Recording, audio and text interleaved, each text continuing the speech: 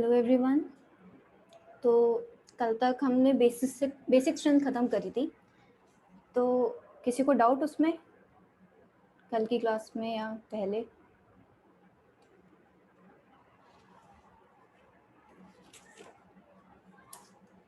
आज हम शुरू करेंगे टॉटोमेरिज्म।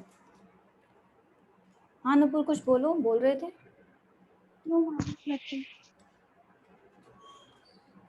तो टॉटोमेरिज्म शुरू करेंगे और कोशिश करेंगे कि आज ख़त्म हो जाए। इजी टॉपिक है, ठीक है। तो will try to complete this by today, और इसके ख़त्म होते ही हमारी जीओसी भी ख़त्म हो जाएगी। फिर हम नेक्स्ट अपना रिएक्शन मैकेनिज्म शुरू करेंगे, ठीक है। तो लेट्स स्टार्ट दिस। तो एक जैसे मॉलिक्यूल होता है इथाइल एसिटो एसीटेट, इसका स्ट्रक्चर पता है क्या होता है किसी को?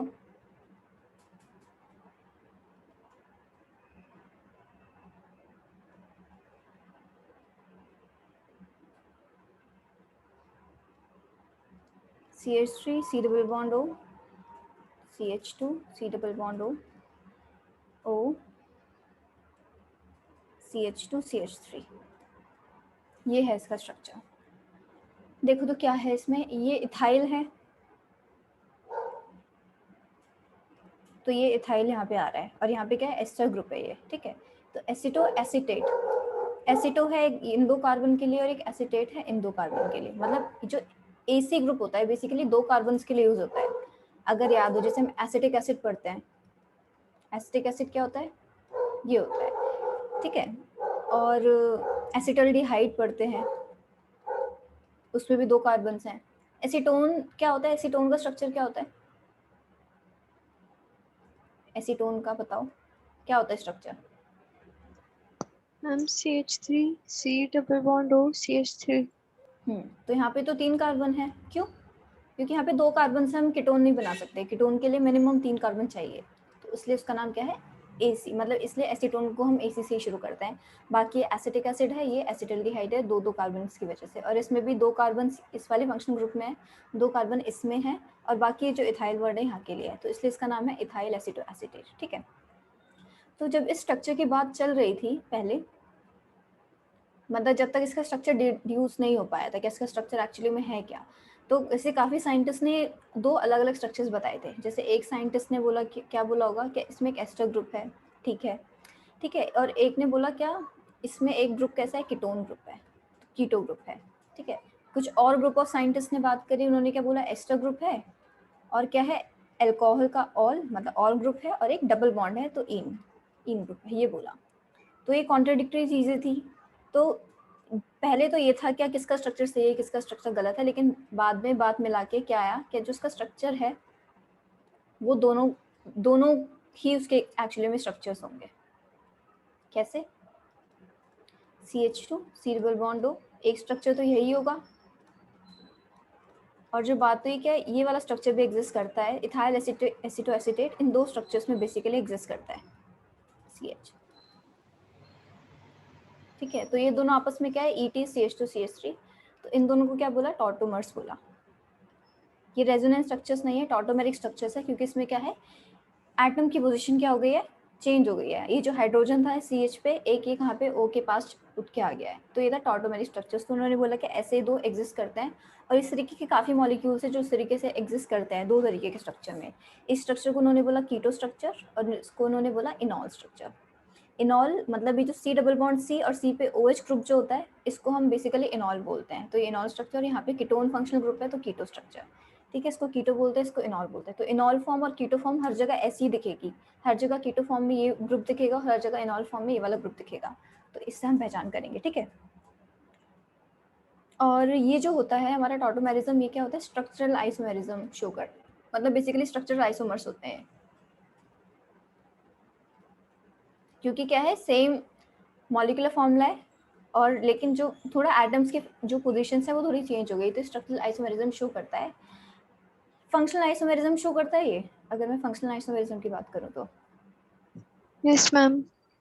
नहीं, ये फंक्शनल आइसोमेरिज्म, ये इसको नहीं बोलेंगे कि फंक्शनल आइसोमेरिज्म शो करेगा। फंक्शनल आइसोमर्स की जब हम बात करते हैं ना, तो वो आइसोमर्स क्या होता है, इंडिपेंडेंट एग्जिस्टेंस में होता है, क्या एक दूसरे को अफेक्ट नहीं कर रहा होता किसी तरीके से। यहाँ पे क्या है, एक दूसरे से इंटर रिलेटेड है, इनका पूरा मैकेनिज्म होगा कि यहाँ से यहाँ पे कैसे कन्वर्ट हो सकता है, यहाँ से यहाँ पे कैसे कन्वर्ट हो सकता है, पूरा मैकेनिज्म है। ऐसा हम फंक्शनल आइसोमर्स के लिए नहीं दिखा सकते, ठीक है। जैसे कि अगर ये ग्रुप हो गया CH3 CH2 C double bond aldehyde है, और CH3 C double bond CH3 है, तो ये आइसोमर्स हैं फंक्शनल। यहाँ पे क्या है, एल्डिहाइड है, और यहाँ पे क्या है, कीटोन है। और हम जनरली ऐसा नहीं करेंगे कि इसके अंदर हमने एसिड डाला और बेस डाला और इसमें कुछ कन्वर्जन हो गई, ठीक है। तो ये इंडिपेंडेंट एग्जिस्टेंस है इस वाले मॉलिक्यूल की और इस वाले मॉलिक्यूल की, लेकिन फिर भी क्या है, फंक्शनल आइसोमर्स है। फंक्शनल आइसोमर्स यही है कि वो इंडिपेंडेंट एग्जिस्टेंस शो करेंगे। स्ट्रक्चरल आइसोमर में ऐसी कोई वो नहीं है, हार्ड एंड फास्ट रूल नहीं है कि ये इंडिपेंडेंट एग्जिस्टेंस शो करें। इसलिए टॉटोमेरिज्म को हम स्ट्रक्चरल आइसोमेरिज्म तो बोलते हैं कि जो होते हैं स्ट्रक्चरल आइसोमर्स तो होते हैं टॉटोमर्स, लेकिन फंक्शनल आइसोमर्स नहीं होते, ठीक है। ये चीज़ याद रखना, स्ट्रक्चरल आइसोमर्स हैं, फंक्शनल आइसोमर्स नहीं है। फंक्शनल आइसोमर्स लिख के काट लो, कि फंक्शनल आइसोमर्स नहीं है क्योंकि उनकी क्या है, इंडिपेंडेंट एग्जिस्टेंस है। तो कुछ पॉइंट्स हैं स्टार्टिंग में, वो लिख लेते हैं इनके, फिर हम आगे चलेंगे, ठीक है। तो यही है, पहला तो ये कि it is a structural isomerism.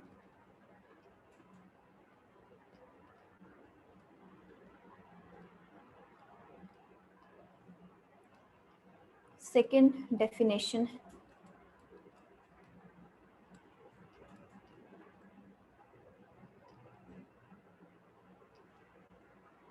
when a compound exists in two different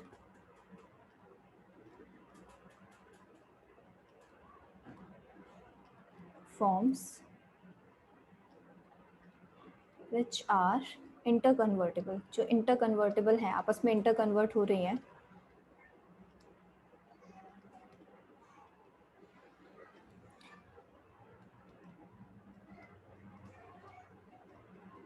the phenomenon is known as tautomerism,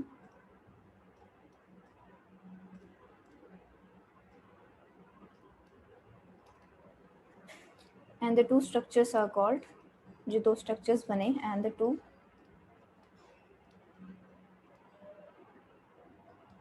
structures are called tautomers.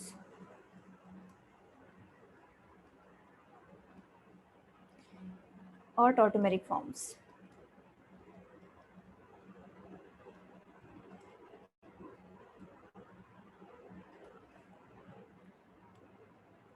ठीक है, और एक और लिख दो, tautomers are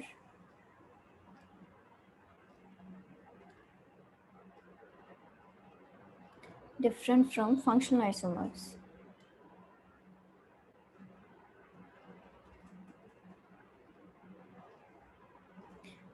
as tautomers are interconvertible. tautomers interconvert होते हैं आपस में,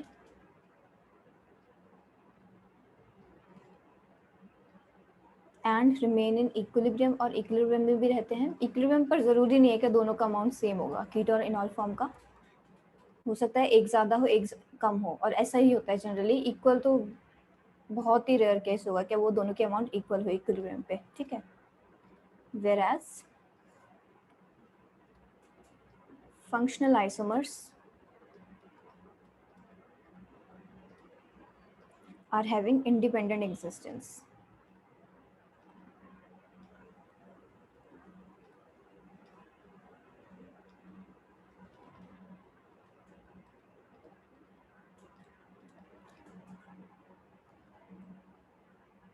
ठीक है, नेक्स्ट पेज पे शिफ्ट हो जाऊं।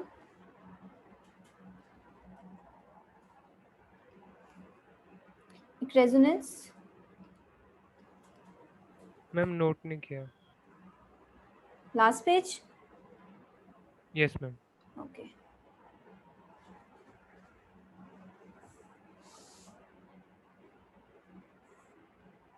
जल्दी जल्दी लिखो।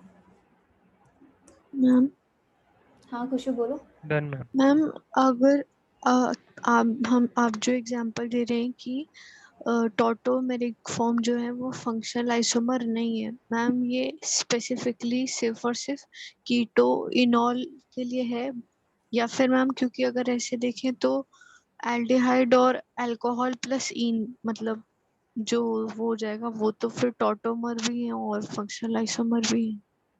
देखो जैसे अगर हम बात करें, ये क्या है, मतलब इसमें तुम्हें लग रहा है कि यहाँ पे कीटोन है और यहाँ पे क्या है, OH फंक्शनल ग्रुप है, इस वजह से फंक्शनल ग्रुप फंक्शनल आइसोमर्स बोल रहे हो ना इसको, यस मैम। है ना। लेकिन वही डिफरेंस है, ये दोनों फॉर्म्स के आपस में इंटर रिलेटेड है। हम इसमें या तो H+ डालेंगे या OH- डालेंगे ना, तो ये आपस में क्या है, इक्विलिब्रियम पे रहेंगी। जनरली ये भी नहीं है, मतलब ये दोनों फॉर्म्स इक्विलिब्रियम पे रहती ही है। मतलब अगर मैं इथाइल एसीटोएसीटेट की बात करूंगी तो ये फॉर्म सिर्फ इस फॉर्म में नहीं होगी, ये इसमें भी होगी और इसमें भी होगी, आपस में इंटर कन्वर्ट हो रही है, ठीक है। मतलब अगर मैं, लेकिन अगर मैंने फंक्शनल आइसोमर ले लिया, अगर मैंने मान लो क्या ले लिया, मैंने एल्डिहाइड ले लिया, तो एल्डिहाइड क्या ये वाला मॉलिक्यूल क्या अपने आप इसमें कन्वर्ट हो रहा होगा? नहीं हो रहा होगा। तो फंक्शनल आइसोमर्स में यस क्या मैम। है, क्या वो इंडिपेंडेंट एग्जिस्ट करते हैं, मतलब उनमें कोई रिलेशन नहीं है कि मैं कुछ डालूं या अगर मैं एल्डिहाइड लूँ तो मुझे कुछ फॉर्म्स उसमें क्या मिले, कीटोन की भी मिले, ऐसा नहीं होगा कभी। अगर मैंने ये मॉलिक्यूल लिया है तो मुझे यही वाला मॉलिक्यूल दिखेगा उसके अंदर, ठीक है। तो ये और ये दोनों आपस में क्या है, फंक्शनल आइसोमर नहीं है, ठीक है।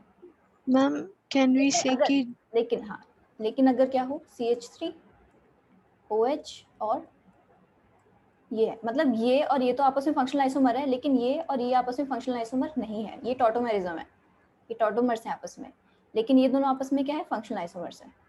क्योंकि अगर मैं ये लूंगी तो उसमें कुछ पार्ट इसका भी होगा, कितना होगा कितना नहीं होगा, भले ही बहुत कम अमाउंट हो, लेकिन अगर मैंने एसीटोन लिया तो उसमें कुछ पार्ट इसका भी होगा, ठीक है। लेकिन अगर मैं एसीटोन लूंगी तो उसका उसमें कुछ पार्ट इसका कभी नहीं होगा।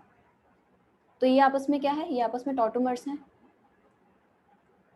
और ये आपस में क्या है, फंक्शनल आइसोमर्स हैं। डिफरेंस समझ पा रहे हो कुछ? मैम अब बोल। कैन वी से कि जितने भी फंक्शनल आइसोमर्स है they are not tautomers but tautomers are functional isomer. नहीं, टॉटोमर्स फंक्शनल आइसोमर्स है ही नहीं, ठीक है। मतलब उन्हें ओके फंक्शनल, मैम। ठीक है, उन्हें नहीं बोलना ये चीज़, ठीक है, वो फंक्शनल आइसोमर्स नहीं है। क्योंकि फंक्शनल आइसोमर होने के लिए एक इंपॉर्टेंट कंडीशन क्या है, कि वो इंडिपेंडेंटली एग्जिस्ट करें, उनमें आपस में इंटर कन्वर्शन ना हो रही हो। लेकिन टॉटोमर्स में तो आपस में इंटर कन्वर्शन हो रही है, तो उन्हें हम फंक्शनल आइसोमर नहीं बोलेंगे, ठीक है। ऑल्दो इनमें यस मैम। फंक्शनल ग्रुप हमें अलग अलग दिख रहे हैं, लेकिन ये आपस में इंटर कन्वर्टेबल भी तो है, इंटर कन्वर्टेबल है, यानी कि फंक्शनल ग्रुप फंक्शनल आइसोमर्स नहीं है, ओके मैम। ठीक है। रेजोनेंस है और टॉटोमर्स है, थोड़ा सा कुछ डिफरेंस देख लो, जो कि ऑलरेडी अब तुम्हें पता भी होने चाहिए, कुछ नया नहीं होगा इसमें, मतलब अभी तक जो भी चीज़ पढ़ते हैं थोड़ा थोड़ा इसका आइडिया लग गया होगा, ठीक है। टॉटोमेरिक स्ट्रक्चर्स क्या होते हैं, रियल होते हैं। Tautomeric structures are real and can be detected. क्या रेजोनेंस स्ट्रक्चर्स रियल होते हैं? No no ma'am. मैम। नहीं, तो resonating structures are, resonating imaginary. हाँ इमेजिनरी, तो एक डिफरेंस तो ये हो गया।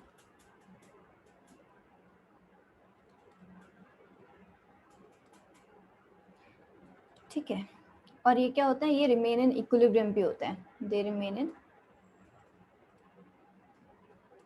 इक्विलिब्रियम। रेजोनेटिंग स्ट्रक्चर एग्जिस्ट ही नहीं करते आपस में, तो इक्विलिब्रियम किस बात का, ठीक है, दे remain in equilibrium.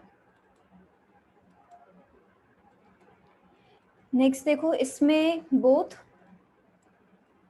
Sigma and pi electrons participate करते हैं टॉटोमेरिज्म में, सिग्मा बॉन्ड भी टूटता है, पाई बॉन्ड्स भी टूटते हैं, पार्टिसिपेट। और रेजोनेटिंग स्ट्रक्चर्स में क्या करते हैं, only pi bonds, pi electrons participate basically, sigma electrons नहीं पार्टिसिपेट करते रेजोनेंस में। जब हम फीचर्स लिख रहे थे रेजोनेंस की तो हमने ये बात भी लिखा था और इतने सारे एग्जांपल्स में हमने देखा भी।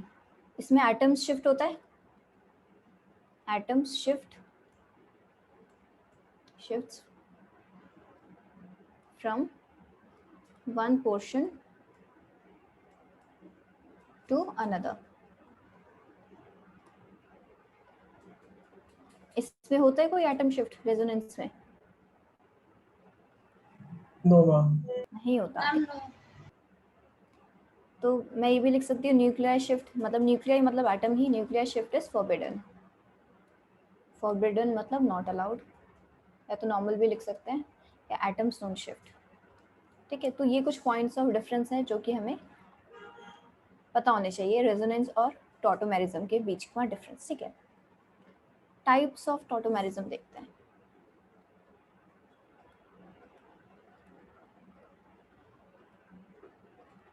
एक तो अभी देखा,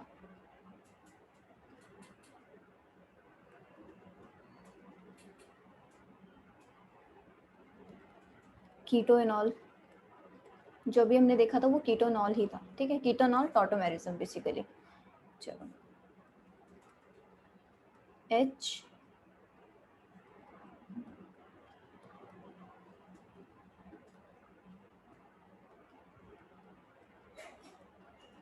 OH, ये कीटो एनॉल। ठीक है, तो ये तो कीटोनॉल टॉटोमेरिज्म की बात हो गई। अब ये है, इसको हम, ये ट्राइड में आता है। ट्राइड, ट्राइड का मतलब क्या है? ट्राइड का मतलब है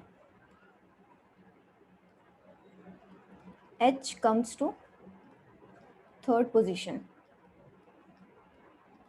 मतलब जहां पहले था उसके रिस्पेक्ट में थर्ड पोजीशन पे आ गया। पहले इस कार्बन पे था, ठीक है, तो अगर मैं इसको 1 दूं, मतलब ऐसे ही 1 दे रही हूँ, आई पैक वाला नंबरिंग नहीं है, 2 दूं और इसको 3 दूं, तो अब थर्ड पोजीशन पे आ गया H, तो इसलिए हमने इसके बोला ट्राइड हो गया। ठीक है, मोस्टली एग्जांपल्स ट्राइड के ही होते हैं। टॉटोमेरिज्म के एक आध होता है डाइट का होता है, वो हम देख लेंगे कि डाइट का कौन सा एग्जाम्पल है। 2 की बात करते हैं, साइनो, ये है सायनो, सायनो इनिमीन टॉटोमेरिज्म।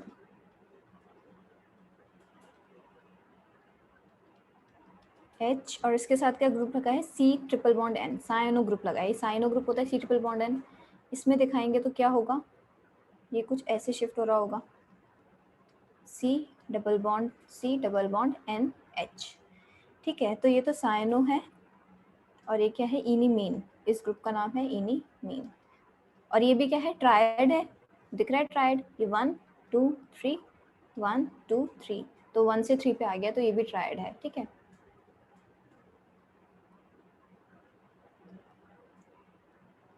Three is एनीमीन, एनीमीन इनामीन tautomerism.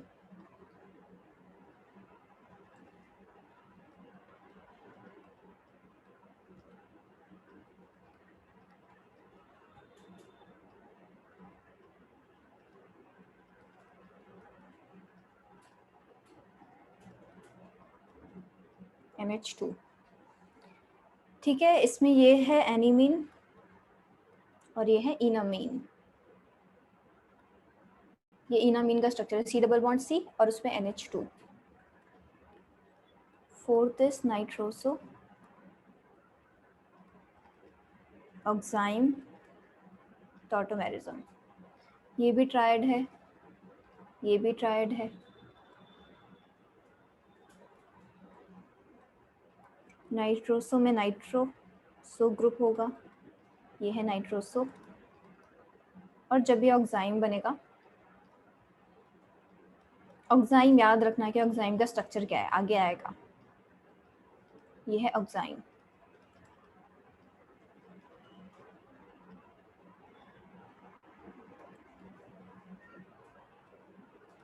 ये भी ट्रायड है हमारा।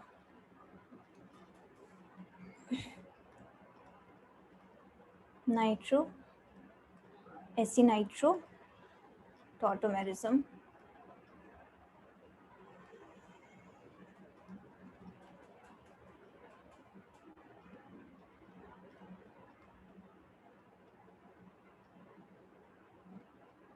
एक सेकेंड,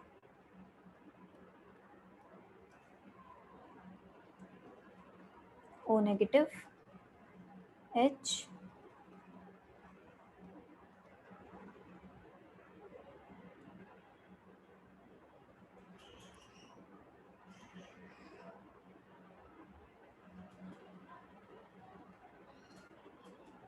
यहाँ पे सिंगल बॉन्ड है।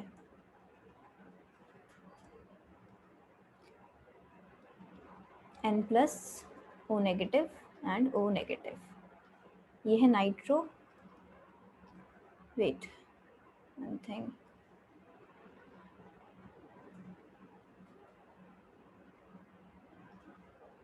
क्या आएगा यहाँ पे, दिस इज OH, ठीक है। और ये क्या है, एसी नाइट्रो।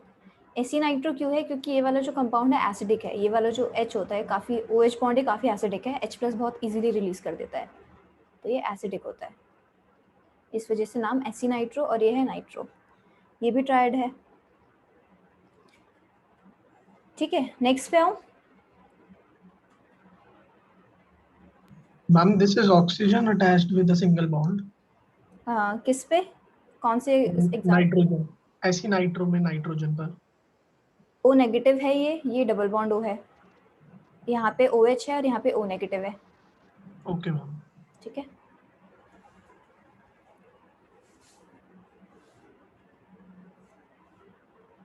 हो गया, नेक्स्ट कर लूँ?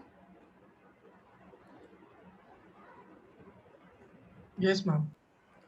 देखो डाइट का HC ट्रिपल बॉन्ड N, बस ऐसे एग्जांपल लिख लो, मोस्टली ट्राइड्स में होते हैं, NC और एक ये कोऑर्डिनेट बॉन्ड, क्योंकि नाइट्रोजन वैसे 3 बॉन्ड बनाता है, ये और कैसे लिखा जा सकता है, HN प्लस ट्रिपल बॉन्ड बनाएगा, तो अगर मतलब अगर टोटल 4 बॉन्ड्स बनेंगे तो N पे पॉजिटिव आएगा और ये C नेगेटिव, ठीक है। तो यहाँ पे C से क्या है, N पे गया है नाइट्रोजन, ठीक है। मतलब इसे कैसे लिख सकते हो, अगर ये नहीं कंफ्यूजन ना हो, बस आई होप अब ये चीज़ थोड़ी सही से दिख जाएगी, क्या पहले इस पे था अब इस पे चला गया, ठीक है। तो इसको हम क्या बोलेंगे, ये है डाइट वाला एग्जाम्पल, बस एक ही करना है, ठीक है।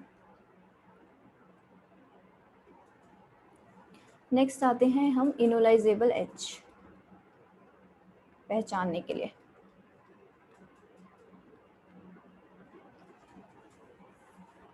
तो जो इनोलाइजेबल होगा, ये कौन सा होता है, द हाइड्रोजन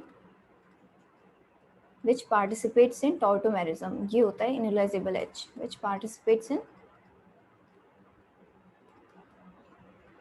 टॉर्टोमेरिज्म। तो जो हाइड्रोजन अपनी जगह बदल रहा है वो होता है इनोलाइजेबल H।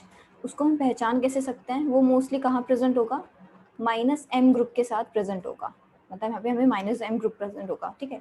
तो वो क्या क्या हो सकते हैं, हमने -M ग्रुप लिखे थे कल, H double bond O, C double bond O, nitro लिखा था, NO लिखा था, साइनो लिखा था, C ट्रिपल बॉन्ड N, ये सारे क्या है -M ग्रुप है, ठीक है। तो इनके साथ होगा तो ठीक है। और जैसे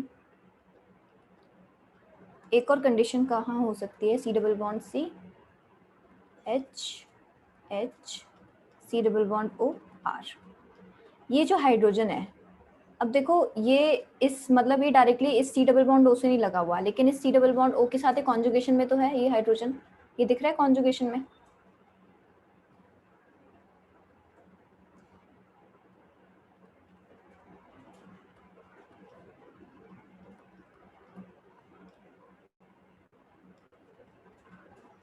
OHR, ठीक है। तो ये वाला जो हाइड्रोजन है ये भी इनोलाइजेबल H होगा, और जो भी अगर डायरेक्टली इस वाले कार्बन पे अटैच होता है, यहाँ पे डबल बॉन्ड नहीं होता है यहाँ पे, तो भी इनोलाइजेबल H होता है, ठीक है। या तो डायरेक्टली हमारे -M ग्रुप के साथ जो कार्बन है उस पर अटैच हो, नहीं तो अगर दूर है तो अगर बीच में कॉन्जुगेशन होनी जरूरी है, अगर वो कॉन्जुगेशन में है हाइड्रोजन फाइनली हमारे ग्रुप के साथ तो वो इनोलाइजेबल होगा, अगर कॉन्जुगेशन में नहीं है तो नहीं होगा, ठीक है। एग्जाम्पल्स देखते हैं, उससे और पता चलेगा।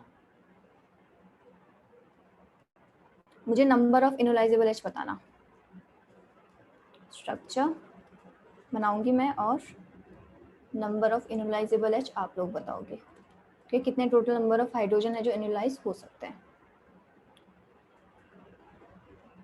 HCH इसमें बताना, कर लो पहले लिख लो फिर बताना एक साथ, ठीक है।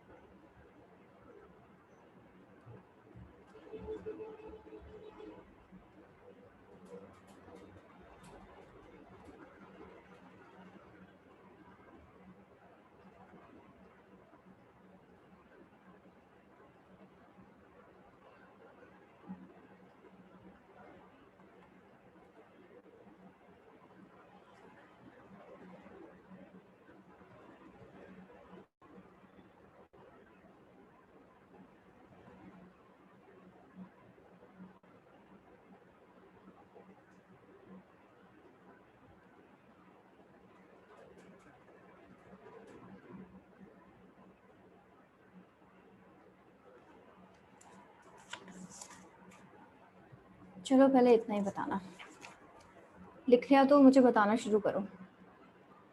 इसमें फर्स्ट में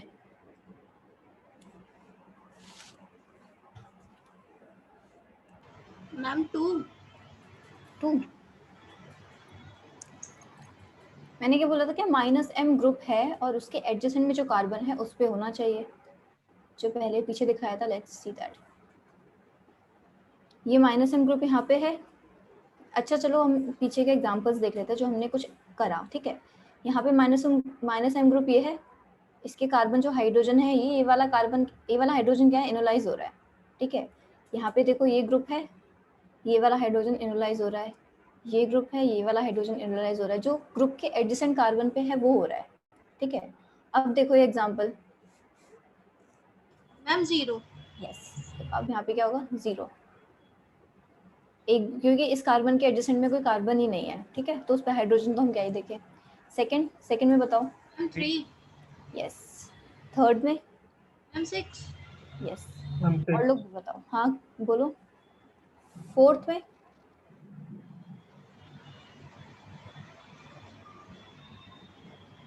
में, बताओ कितने होंगे। मैम 1। मैम 2। और 2। नहीं, 2 नहीं है ना, 1 है।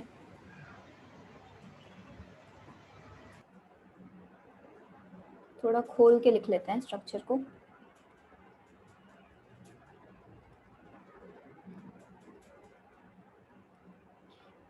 ये है हमारा -m ग्रुप, ठीक है। इसके साइड में जो कार्बन है, अब क्योंकि डबल बॉन्ड है खुद, तो इसका हाइड्रोजन तो इनलाइजेबल होना ही होगा, ठीक है। ये कार्बन भी डबल बॉन्ड है, इसके कार्बन पे जो हाइड्रोजन है ये पूरा कॉन्जुगेशन में है इस ग्रुप के साथ, पूरे ग्रुप के साथ, या नहीं है? Yes ma'am ma'am. है ना। तो इनोलाइजेबल एच हम किनको बोलेंगे, अब जो इस कार्बन पे जो हाइड्रोजन है उनको काउंट करेंगे। हमने एग्जांपल देखा था, ये जो ग्रुप है ये वाला हाइड्रोजन इनोलाइज होके O पे आ रहा था, तो यानी कि इस कार्बन पे जितने भी हाइड्रोजन होंगे वो इनोलाइज हो सकते हैं, ठीक है। जैसे हाइपर कॉन्जुगेशन में टोटल हाइड्रोजन काउंट करते थे ना, ऐसे इसमें भी कार्बन पे जितना हाइड्रोजन होंगे वही काउंट करना है। तो अब बताओ इसमें अब कितना है? मैम 3। मैम 4। 3 है। क्रिश अभी भी 2 बोल रहे हो क्या? No ma'am. और कोई किसी को डाउट आ रहा है कि हमें कैसे देख रहे हैं? किसी को नहीं पता चल रहा हो तो पूछ लो, इतने सारे क्वेश्चंस करने हैं वरना डाउट रहेगा, यस मैम। ठीक है। फिफ्थ बताओ, फिफ्थ में क्या है? मैम हाँ, बता दीजिए प्लीज, एक बार। कंफ्यूजन हो रही है। अच्छा देखो,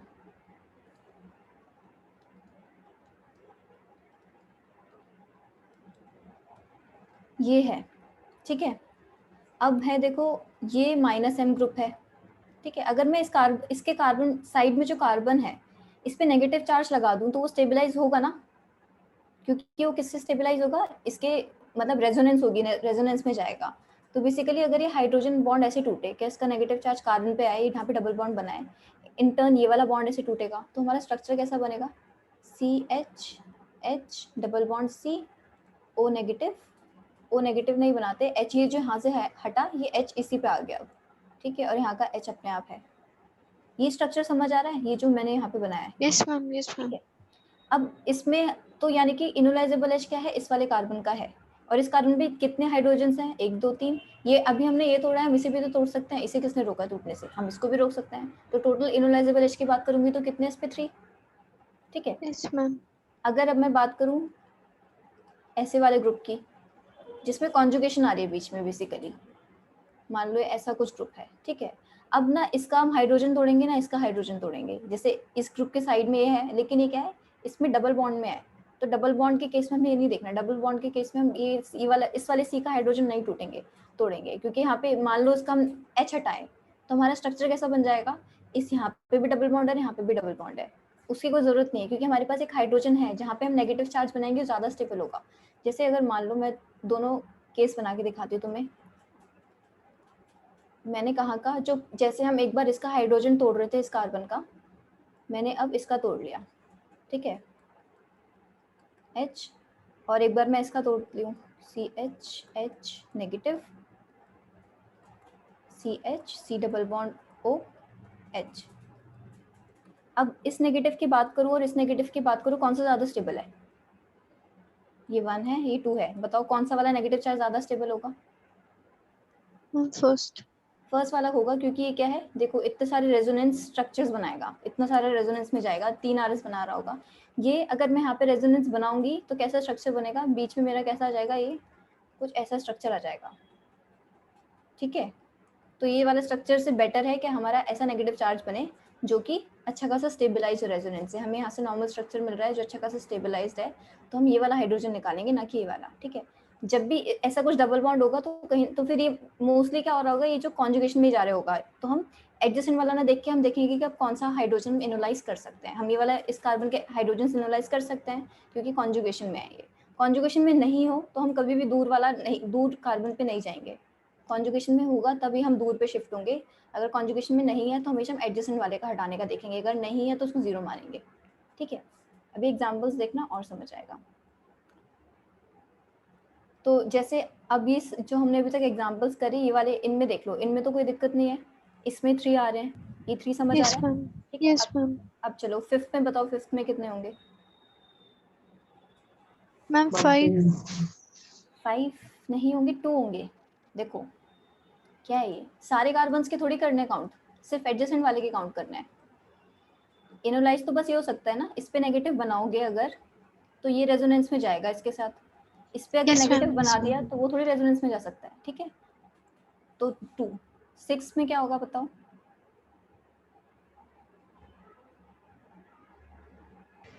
मैम 1. मैम 1।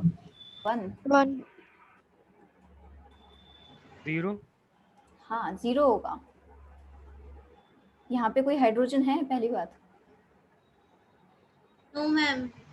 ठीक है, हाइड्रोजन है ही नहीं, तो कहाँ से कौन सा एनोलाइजेबल एच होगा? कोई नहीं होगा यहाँ पे। ठीक है, और कोई कहीं दूर पे भी जाओगे तो वो भी कोई कॉन्जुगेशन में नहीं आ सकता, क्योंकि बेंजीन अपनी एरोमेटिक है, वो कोई एक्स्ट्रा डबल बॉन्ड थोड़ी बना लेगी कॉन्जुगेशन में।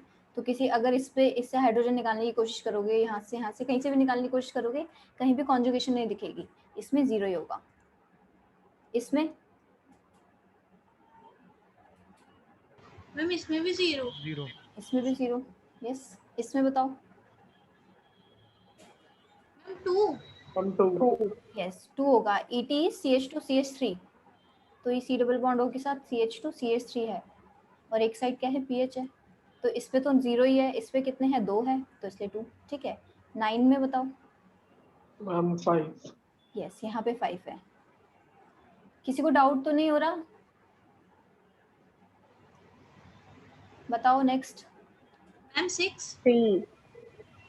यस, देखो एक तो ये तो हो गया, ठीक है, अब तुमने कॉन्जुगेशन वाला देख लिया, लेकिन इस कार्बन के साइड में वाला कार्बन भी तो है ना, ये भी तो कर सकता है। इस कार्बन को किसने रोका है? समझ आ रहा है? Yes ma'am.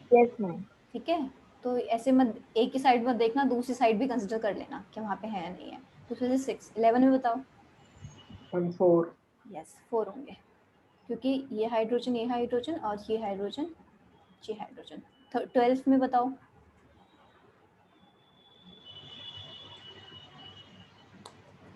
मैम 2.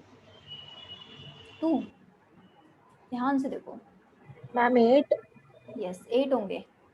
दोनों के. इस कार्बोनिल के लिए यहाँ के 2 हाइड्रोजन और यहाँ के 2 हाइड्रोजन, इसके लिए यहाँ के 2 हाइड्रोजन और यहाँ के 2 हाइड्रोजन। ठीक है, इस वाले के लिए, तो यानी कि टोटल ऑफ इनोलाइजेबल हाइड्रोजन कितने हो गए? 8। ठीक है, 13 में बताओ। 4. 4. यस 13 में 4 है, क्योंकि यहाँ के काउंट करेंगे और यहाँ के काउंट करेंगे। 14 में बताओ। मैम 4. 14 में 4 है, ध्यान से देखो।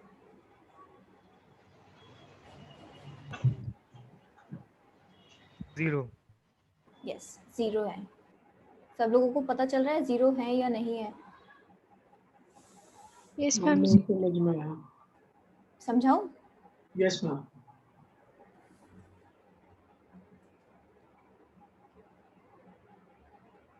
ये है, ठीक है, इस एक को कंसिडर करते हैं पहले। ठीक है, कार्बोनिल है, इसके जो साइड में कार्बन है, अब इस पे डबल बॉन्ड है तो उसका हाइड्रोजन तो हम नहीं निकालेंगे, इसके साइड वाले कार्बन का भी नहीं निकालेंगे, क्योंकि ये दोनों मिलके डबल बॉन्ड बना रहे हैं। फिर हम नेक्स्ट पे आते हैं। तो यहाँ पे नेक्स्ट पे हमें कौन सा मिल रहा है? ये वाला मिल रहा है। क्या इस पे हाइड्रोजन है? No ma'am. तो यानी कि इस कार्बोनिल के लिए तो कोई हाइड्रोजन नहीं है। सेम चीज इस वाले सी डबल बॉन्ड ओ के लिए भी होगा। इसका नहीं निकाल सकते, ना इसका निकाल सकते, ना इसका निकाल सकते, ना इसका निकाल सकते, तो बचा कौन सा, ये वाला। और यहाँ पे हाइड्रोजन है ही नहीं, यहाँ पे भी C double bond O group है, तो यहाँ पे भी कोई पॉसिबिलिटी नहीं है। तो कितने हुए, 0 ही 0। हुए। ठीक है, आगे समझ। Yes ma'am. 15th में बताओ।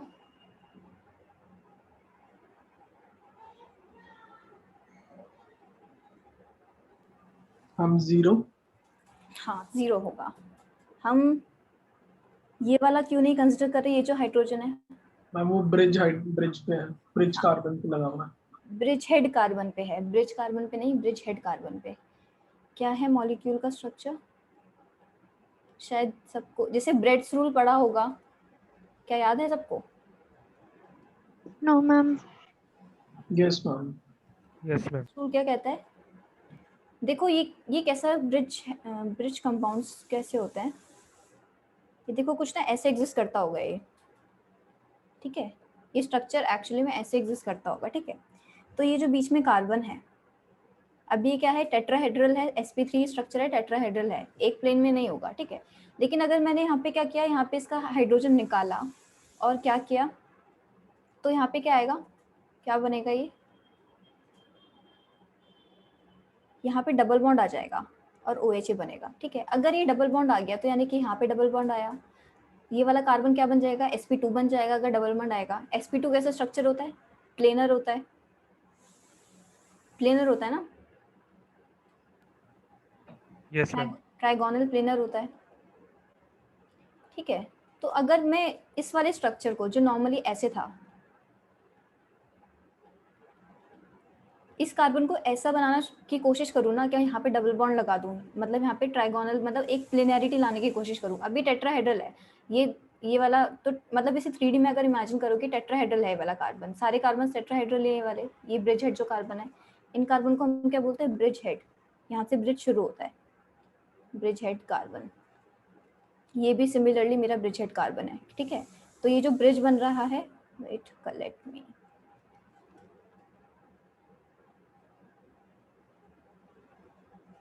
मतलब ये ब्रिज हेड कार्बन है, ये वाले कार्बन, ठीक है। ये तो अगर मैं इसमें प्लेनैरिटी लाने की कोशिश करूंगी ना, तो मॉलिक्यूल में काफ़ी स्ट्रेन आ जाएगा। अब ये मॉलिक्यूल देखोगे इस तरीके से फिटेड है, इसमें प्लेनैरिटी लाने की कोशिश करूंगी तो ये ब्रिज जो है ये काफ़ी बहुत ज़्यादा स्ट्रेन में आ जाएगा। तो क्या होता है, अगर मैं, तो यहाँ पे अनस्टेबिलिटी हो जाएगी, ये मतलब ये मॉलिक्यूल क्या होगा, अनस्टेबल होगा। तो जो ब्रेड्स रूल क्या कहता है, ये कहता है कि ब्रिज हेड कार्बन पे no sp2 carbon at bridge head position. Bridge head position पे कभी भी क्या होना चाहिए, sp2 कार्बन नहीं बनना चाहिए। तो इस वजह से हम वहाँ का हाइड्रोजन नहीं निकालेंगे कभी, ठीक है। तो ऑल्दो क्या है, यहाँ पे क्या है, ये इस पे तो मिथाइल ही लगे हुए हैं, तो इस पे तो एडजेसेंट कार्बन पे कोई हाइड्रोजन है नहीं, बस क्या है, ब्रिज हेड पे है एक हाइड्रोजन जो इस कार्बन के एडजेसेंट पे है, लेकिन इसको भी हम नहीं निकाल सकते, ठीक है। तो इस वजह से इसके 0 होंगे। ये चीज़ याद रखना कि ब्रेड्स रूल क्या कहता है कि sp2 कार्बन कभी नहीं बनेगा ब्रिज हेड पोजीशन पे। यहाँ पे क्या है, अगर यहाँ पे मैं इसको इनोलाइज करती तो यहाँ पे डबल बॉन्ड आता, तो ये इस कार्बन को जबरदस्ती sp2 होना पड़ता और मॉलिक्यूल में बहुत ज़्यादा स्ट्रेन आ जाता, ठीक है। तो और बहुत ज़्यादा अनस्टेबल हो जाता मॉलिक्यूल, फिर टूट जाता है, अनस्टेबल हो जाता। तो इस वजह से ये वाला हाइड्रोजन कभी नहीं टूटेगा। समझ आ रही है चीज़। मैम हाँ जो मैम जो कार्बन पे 2 हाइड्रोजन है वो अनस्टेबल क्यों है, उनसे क्यों नहीं निकाल सकते। कार्बन पे जो 2 हाइड्रोजन है, किस कार्बन की बात कर रहे हो, जैसे इसमें अगर मैं यहाँ पे बात करूँ 1 2 3, ये कौन सा 3, यस मैम। ये हाइड्रोजन नहीं है, ये मिथाइल है, मैंने H नहीं लगाया ना यहाँ पे, यस मैम। Yes ma'am. देखो यहाँ पे, ठीक है। तो ये मिथाइल है। और कोई डाउट नहीं। मैम एक बारी 9th वाला दोबारा समझा दो। कौन सा वाला, मैम 9th वाला। 9th, ये जिसमें 5 है। Yes ma'am. देखो ये तो बहुत इजी है, क्या है इसमें, CH3 C double bond O CH2 CH3, ये है मेरा -M ग्रुप। इसके एडजेसेंट में एक कार्बन है और एक कार्बन है। इस पे कितने हाइड्रोजन से टोटल 2, इस पे कितने हैं 3, तो ये 3 + 2 5, पाँचों इनोलाइजेबल पोजीशन पर है ना, हो सकते हैं। क्या डाउट है इसमें ऊपर? मैम मतलब एडजेसेंट कार्बन वाला लेते हैं। तो एडजेसेंट ही तो है, मतलब एडजेसेंट है ये कार्बोनिल के, ये वाला कार्बन भी तो एडजेसेंट है ना इस कार्बोनिल के। Okay ma'am. 1 है 2 है, तुम 1 को कार्बोनिल के एडजेसेंट बोलोगे लेकिन 2 को नहीं बोलोगे, या 2 को बोलोगे 1 को नहीं बोलोगे, ये कह रहे हो? मैम बस वो 2 वाले में थोड़ी कंफ्यूजन हो रही थी, मैंने एक साइड के काउंट किए थे। नहीं, 2 भी तो एडजेसेंट पर है ना इसके, तो उसे भी काउंट करना है। ठीक है, दोनों साइड पे हमें देखना है पॉसिबिलिटीज क्या है या नहीं है। ठीक है, ओके मैम। चलो कुछ और क्वेश्चंस देखो, कहाँ तक थे क्वेश्चंस इसमें? 15 तक थे, 16।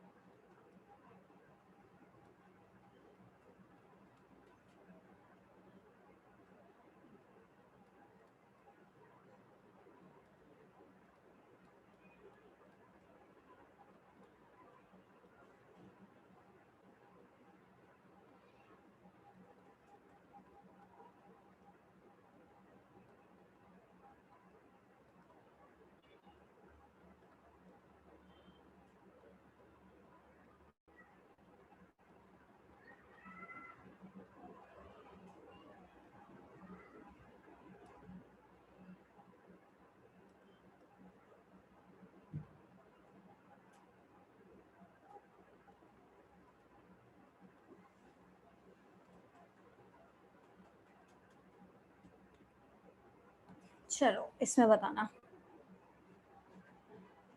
16 में बताओ कितने हैं? मैम 1। 0 1 है, क्योंकि यहाँ पे जो एक हाइड्रोजन बचा है वो है बस इनोलाइजेबल, ये वाला नहीं है।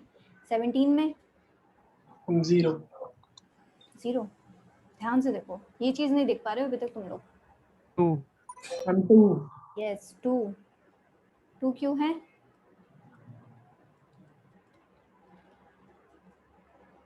ठीक है, ये कार्बोनिल है, इसके एडजेसेंट में ये वाले कार्बन्स, इनका हाइड्रोजन नहीं निकाल सकते, sp2 है, इनका भी नहीं निकालेंगे। इसके जो नेक्स्ट पे आता है ये कार्बन है और यहाँ पे हाइड्रोजन है। ठीक है, यहाँ से यहाँ पे नेगेटिव चार्ज बनाएंगे तो पूरा कॉन्जुगेशन में रेजोनेंस स्टेबलाइज होगा, तो ये वाले जो 2 हाइड्रोजन हैं ये काउंट होंगे मेरे, इस वजह से 2। ठीक है, ये कॉन्जुगेशन वाली चीज आ गई है इसमें, बस साइक्लिक में बनाया हुआ है, इसमें भी पहचानना सीखो। 5 टोटो शो करेगा। क्या 1 5? इस काउंट कर लो 1 2 3 4 5, यस 1 5 शो करेगा। ठीक है, ओके मैम। 18 में बता। यस 18 में 0, 0 क्योंकि यहाँ पे 2 मिथाइल लगे हुए हैं, कोई हाइड्रोजन नहीं बचा। 9th में बताओ, 19th में। अच्छा ये जो 1 नाइट, हाँ ये वाला जो होगा इसे हम काउंट करेंगे। ठीक है, कैसा स्ट्रक्चर बनेगा इससे?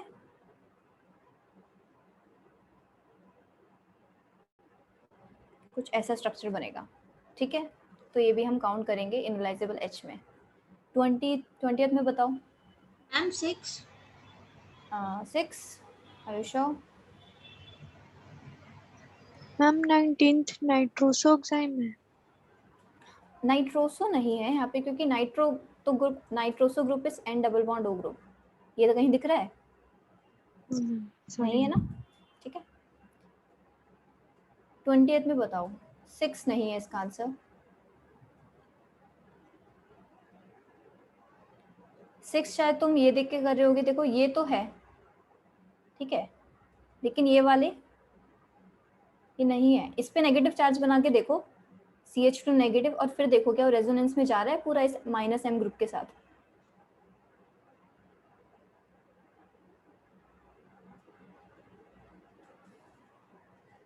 देखो बना के बताओ फिर मुझे, जा रहा है नहीं जा रहा। देखो ये वाले तो हैं इनोलाइजेबल H, इस पे नेगेटिव बनाऊंगी तो यहाँ पे आएगा, फिर इधर जाएगा और फिर इस पे जाएगा। लेकिन क्या ये इस वाले C के कार्बन भी ऐसा करेंगे हाइड्रोजन? मैम 12 है। क्या हम 12 होंगे। 12। मैम फिर तो 3 होंगे बस। 3 है बस इसका आंसर। इसके तो मैं कंसिडर कर ही नहीं रही थी कि तुम लोग सोचोगे, पर ये भी सोच लिया। नहीं सोचना है, इसमें कहाँ है, इस C डबल बॉन्ड C के साइड में जो C है इस पे हाइड्रोजन है ही नहीं, उसके बाद फिर और दूर चला गया, इस पे नेगेटिव चार्ज बनाओगे क्या, वो रेजोनेंस में जा रहा है? नहीं समझ आता ना, बस ये देख लो कि नेगेटिव चार्ज H प्लस निकलने के बाद वो रेजोनेंस में जाएगा या नहीं जाएगा। इसका जाएगा किसके साथ, -M ग्रुप के साथ, -M ग्रुप हमारा ये है, ठीक है। तो इसके तो जाएंगे, क्या पूरा अलग अलग बना के दिखाऊं? मैम आ गया समझ में। सबको आ गया? Yes ma'am. ठीक है, तो यानी कि बस इसके काउंट करेंगे, इसके नहीं काउंट करने। और इसमें तो कोई लॉजिक ही नहीं है, इसमें तो देखना भी नहीं चाहिए तुम्हें, क्योंकि इस पे यहाँ पे जो H है वो काफ़ी दूर पड़ जा रहे हैं, sp3 पे हो जा रहे हैं, और उस पर नेगेटिव चार्ज बनाओगे तो स्टेबलाइज ही नहीं होगा रेजोनेंस से। इसमें बताओ 21 में। मैम 4। हाँ, इसमें 4 होगा, 2 इसके और 2 यहाँ के भी होंगे, क्योंकि यहाँ का नेगेटिव चार्ज भी -M ग्रुप तक पहुँच जाएगा रेजोनेंस से। 22 में बताओ। मैम 1। मैम 1। हाँ, इसमें 1 होगा, क्योंकि यहाँ पे एक मिथाइल है, एक ही हाइड्रोजन बचा, ठीक है। 23 में बताओ। मैम 1। मैम 1। हाँ, इसमें भी 1 होगा, क्योंकि नाइट्रोजन का हाइड्रोजन काउंट होगा। 24 में बताओ। मैम 0। 24 में मैम ये दोनों ही -M ग्रुप है, N डबल बॉन्ड O भी ऐसा। OH -M ग्रुप है। नो मैम, ये मैम नाइट्रो वाला है ना। OH is +M group. बस सॉरी। दोनों पेयर्स है ना इस पे यस में मैम। देने के लिए, तो +M हुआ, ठीक है। देखो इसमें, देखो इसमें क्या हो रहा होगा, इसमें मैम एक 1 है। होगा। हाँ, इसका आंसर 1 है। वेट, इसका स्ट्रक्चर कुछ कैसे बनेगा, स्ट्रक्चर दिखाते हैं पूरा। डबल बॉन्ड N OH और यहाँ पे डबल बॉन्ड O आया होगा, इससे ये बनेगा। मैं एक बार, अच्छा ओके मैम ओके। सबको आ गया? यस मैम आ गया। किसी को बताना है तो पूछ लो, बता दूंगी। No ma'am. ठीक है, खुशबू नहीं आया या बताना है? मैम नहीं आया। नहीं आया, ठीक है। OH है और N डबल बॉन्ड O है, ठीक है। अब देखो, देखो ये है हमारा -M ग्रुप, ठीक है। ये कार्बन sp2 है, इसका नहीं ले सकते, इसका भी नहीं ले सकते, ये भी sp2 है, इसका भी नहीं ले सकते, ये भी sp2, इसका भी नहीं ले सकते। फिर इसके बाद जो O आ रहा है उस पर एक H है, तो इनोलाइजेबल तो हुआ नहीं। पता चल रहा कैसे, देख लो, नेगेटिव चार्ज बना के तो देख सकते हैं ना हम कि स्टेबलाइज हो रहा है नहीं हो रहा है रेजोनेंस से। हमने इस पे नेगेटिव चार्ज बना दिया, जा रहा है यहाँ तक, पहुंच रहा है ना, यस मैम। तो यानी कि इनोलाइजेबल है वो H, ठीक है। Yes ma'am. बस ये बना के देख लो, और कुछ देखने की भी जरूरत नहीं है। क्या वो रेजोनेंस के में जा रहा है -M तक पूरा जाना चाहिए, -M ग्रुप तक, ठीक है। चलो ये मैं पूरा हटाती हूँ। अब नेक्स्ट आते हैं, मैकेनिज्म करेंगे हम कीटोन और टॉटोमेरिज्म का।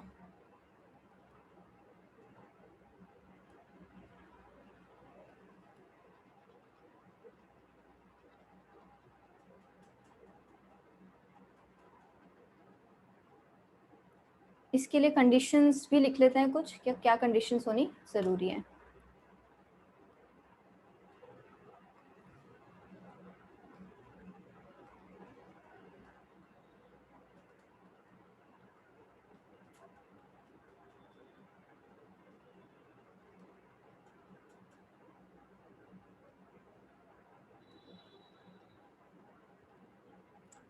सॉरी, पहले conditions.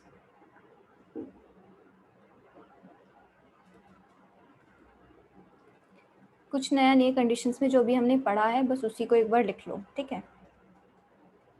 NsP3 carbon with at least sp3 होना चाहिए, sp2 से हमने कभी नहीं निकाला हाइड्रोजन, ठीक है। With at least 1 hydrogen must be directly connected to C double bond O group, मतलब वो hydrogen directly C double bond O group तक पहुंच जाए, मतलब बेसिकली जो रेजोनेंस बनाओगे नेगेटिव चार्ज की वो तुम्हारा -M ग्रुप तक पहुंच जाए। -M ग्रुप क्या है कीटोन और टॉटोमेरिज्म के लिए? C double bond O group, ठीक है, क्योंकि इसमें भी कीटोन ग्रुप होता है जो -M शो करेगा। और क्या हो, an sp3 carbon with at least, मतलब एटलीस्ट 1 हाइड्रोजन होना जरूरी है कीटो इनॉल टॉटोमेरिज्म शो करने के लिए। अगर इनोलाइजेबल H ही नहीं है तो वो कीटोन इनॉल टॉटोमेरिज्म शो नहीं करेगा ketone group. If distant be in और an sp3 carbon at least 1 hydrogen, if distance must be in, अगर वो डिस्टेंट है, दूर है, तो वो एटलीस्ट कॉन्जुगेशन में हो, मतलब हमने दूर वाले हाइड्रोजन्स भी निकाले थे लेकिन वो क्या थे, कॉन्जुगेशन में थे। जो कॉन्जुगेशन में नहीं है उनको नहीं निकाल सकते दूर से। If distant must be in conjugation with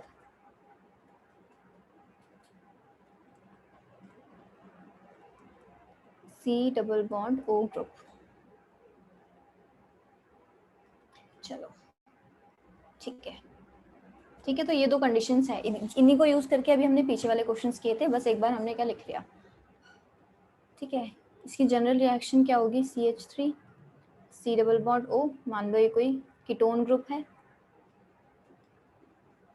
OH minus या H प्लस कुछ भी डाल दो, CH double bond COH R, ये क्या है, इनॉल ग्रुप, ठीक है। तो हम कुछ भी डालेंगे इसमें, OH माइनस डालें, H प्लस डालें, थोड़ा भी डाइल्यूट एसिड या डाइल्यूट बेस, इनमें काफ़ी इंटर कन्वर्जन ईजिली होने लग जाती है। तो देखते हैं इसका मैकेनिज्म, दोनों मीडियम में देखेंगे अलग अलग, ठीक है। Mechanism first in basic medium में कर लेते हैं, कि हमने बेसिक मीडियम में क्या OH माइनस डाला,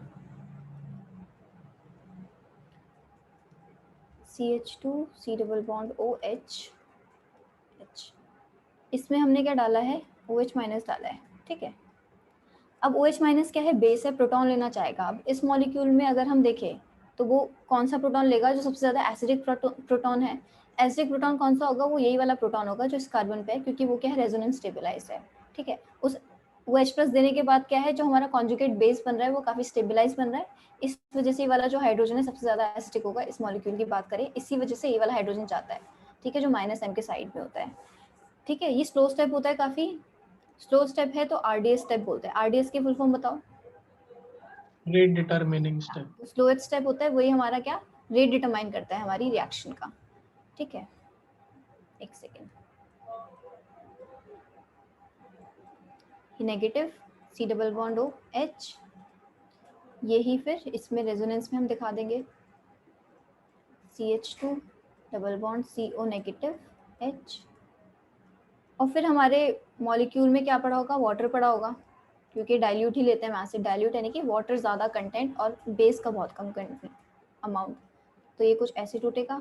तो OH माइनस जो यहाँ पे यूज हुआ था वो निकल गया, तो OH माइनस क्या, बस एक कैटलिस्ट की तरह यूज हुआ यहाँ पे, CH2 double bond C OH H, तो ये क्या है, इनॉल फॉर्म, ये क्या थी, कीटो फॉर्म। तो बस ये मैकेनिज्म है बेसिक मीडियम का, इजी सा। कोई दिक्कत इसमें, इस मैकेनिज्म में?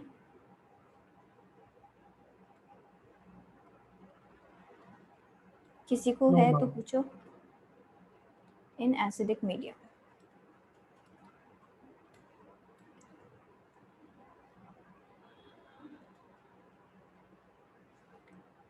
इसमें क्या होगा, CH3 एसिड डाला है, ठीक है। अब देखो एसिड का H प्लस डाला है ना, तो काफ़ी बार ऐसा होता है क्या, जब और कुछ नहीं होगा एसिड में, तो क्या प्रोटोनेशन कर रही होती है एसिड, प्रोटोनेशन बहुत फास्ट रिएक्शन होती है, एसिड बेस पर बहुत सबसे फास्ट होगी, तो इसलिए जो फर्स्ट स्टेप है यहाँ पे फास्ट होता है, ये वाला स्टेप रेट डिटरमिनिंग नहीं है। तो क्या है, H प्लस है, H प्लस को इलेक्ट्रॉन्स चाहिए, यहाँ पे O के पास इलेक्ट्रॉन्स हैं, यहाँ पे न्यूक्लियोफिलिक की तरह काम करते हैं, न्यूक्लियोफिलिक सेंटर इस O के इलेक्ट्रॉन्स, तो ये क्या करेंगे, इस H प्लस को अपने इलेक्ट्रॉन्स दे देंगे, CH3 CH2H OH और O पे पॉजिटिव H, नेक्स्ट स्टेप में क्या होगा, ये H ऐसे टूटा और ये बॉन्ड ऐसे गया, CH2 double bond C OH, wait, हाँ ठीक है, वेट नहीं,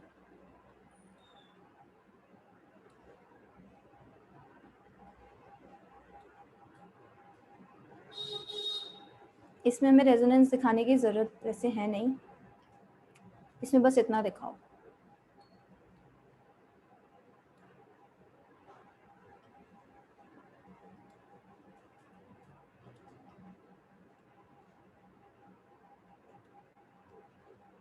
OH इस पे पॉजिटिव और H, ठीक है। ये वाला जो स्टेप है हम स्किप भी कर सकते हैं, मतलब ये जो हमने रेजोनेंस स्ट्रक्चर दिखाया है ज़रूरी नहीं है इसको दिखाएं, इसे हम स्किप भी कर सकते हैं चाहे तो, यहाँ पे हाइड्रोजन ही रहेगा ही, ठीक है। अब हम क्या है, अब इसमें क्या है, इसमें भी वाटर मॉलिक्यूल है, ठीक है। RDS है, साक्षी RDS, यहाँ पे RDS है, इस H का निकलना, अब ये H निकलेगा, अब क्या होगा, CH2 double bond C OH H, ये बनेगा, क्योंकि ये क्या है, स्लो स्टेप है। ये बेसिकली यहाँ पे कौन लेता है, ये वाला H जो लेता है, जैसे हमारे इसमें वाटर मॉलिक्यूल है तो जो O के ऊपर लोन पेयर है ये इसको लेंगे, और हमारा साथ में क्या निकलेगा, H3O+। बेसिकली H+ भी इस H3O+ से ही आया होता है, एसिडिक फॉर्म में ऐसे ही रहता है, और यहाँ पे मेरा साथ में क्या निकला होगा, OH-, ऐसे है। तो ये इनॉल फॉर्म और ये क्या है, कीटो फॉर्म। इसका मैकेनिज्म कुछ ऐसा है। इन दोनों में किसी को डाउट, इन दोनों मैकेनिज्म्स में?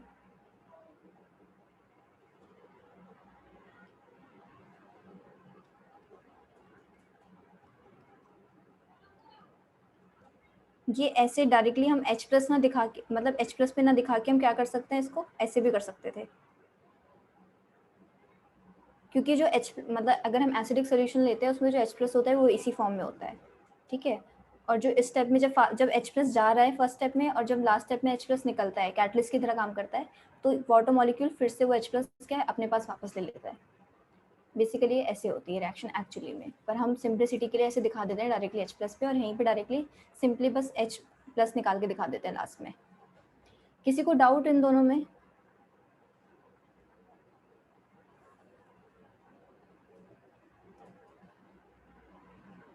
बोलो।